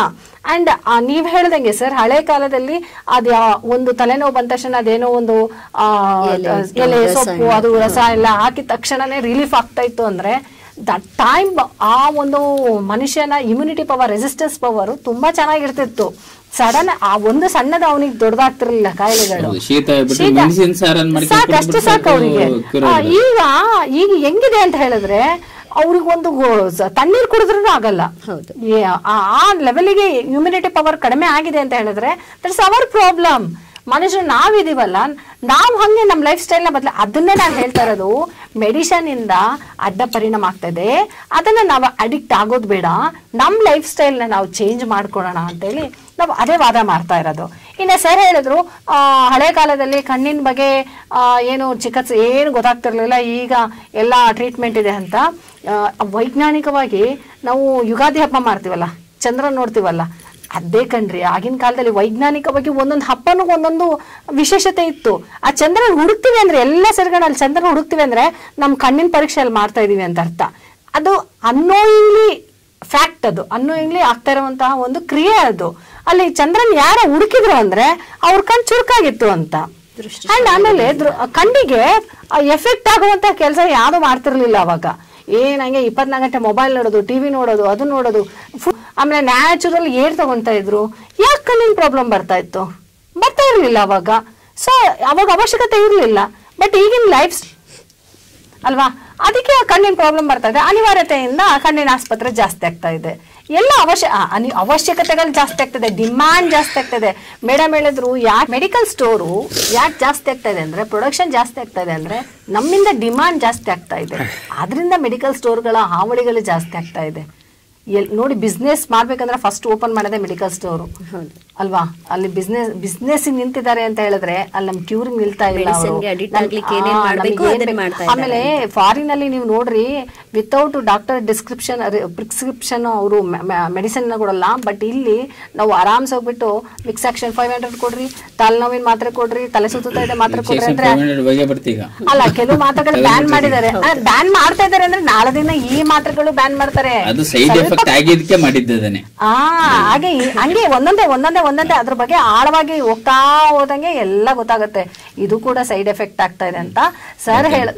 ಸರ್ ಹೇಳದಂಗೆ ಲೈಫ್ ಸ್ಟೈಲ್ ಚೇಂಜ್ ಮಾಡ್ಕೋಬೇಕು. ಅದನ್ನೇ ಡಾಕ್ಟರ್ನು ಕೂಡ ಹೇಳೋದು, ಮಾತ್ರೆಗಳು ಬೇಡ, ನಿಮ್ಮ ಲೈಫ್ ಸ್ಟೈಲ್ ನ ಚೇಂಜ್ ಮಾಡ್ಕೊಳ್ಳಿ ಅಂತ. ಪ್ರಿಯ ವೀಕ್ಷಕ ಬಂಧುಗಳೇ, ಇದುವರೆಗೂ ಆಧುನಿಕ ಔಷಧಿಗಳಿಂದ ಆರೋಗ್ಯ ಸುಧಾರಿಸುತ್ತಿದೆಯೇ ಅಥವಾ ಅಡ್ಡ ಪರಿಣಾಮ ಉಂಟಾಗುತ್ತಿದೆ ಅನ್ನುವ ನಿಟ್ಟಿನಲ್ಲಿ ನಮ್ಮ 4 ಅತಿಥಿಗಳು ಬಹಳ ಸೊಗಸಾಗಿ ಚರ್ಚೆಯನ್ನ ಮಾಡಿ ನಮಗೆ ವಿಷಯದ ಹೂರಣವನ್ನ ಬಡಿಸಿದ್ರೆ ಬಹುಶಃ ಇವತ್ತಿನ ಚರ್ಚೆ ತಮ್ಮ ಎಲ್ಲರಿಗೂ ಒಂದು ಉಪಯೋಗವನ್ನ ದೊರಕಿಸಿಕೊಟ್ಟಿದೆ ಅಂತ ನಾನು ಭಾವಿಸ್ತೀನಿ. ಯಾಕೆಂತಂದ್ರೆ ಆಧುನಿಕ ಔಷಧಿನೂ ಬೇಕು ಈ ಒಂದು ಆಧುನಿಕ ಒಂದು ತಂತ್ರಜ್ಞಾನದಲ್ಲಿ, ಆಧುನಿಕ ಒಂದು ಕಾಲಘಟ್ಟದಲ್ಲಿ. ಯಾಕಂದ್ರೆ ಆಧುನಿಕ ಔಷಧಿಗಳನ್ನು ನಾವು ಧಿಕ್ಕರಿಸಲಿಕ್ಕಾಗಲ್ಲ. ತುರ್ತು ಸಂದರ್ಭದಲ್ಲಿ ಆಧುನಿಕ ವೈದ್ಯಕೀಯ ಪದ್ಧತಿಯನ್ನ ನಾವು ಅನುಸರಿಸಬೇಕು.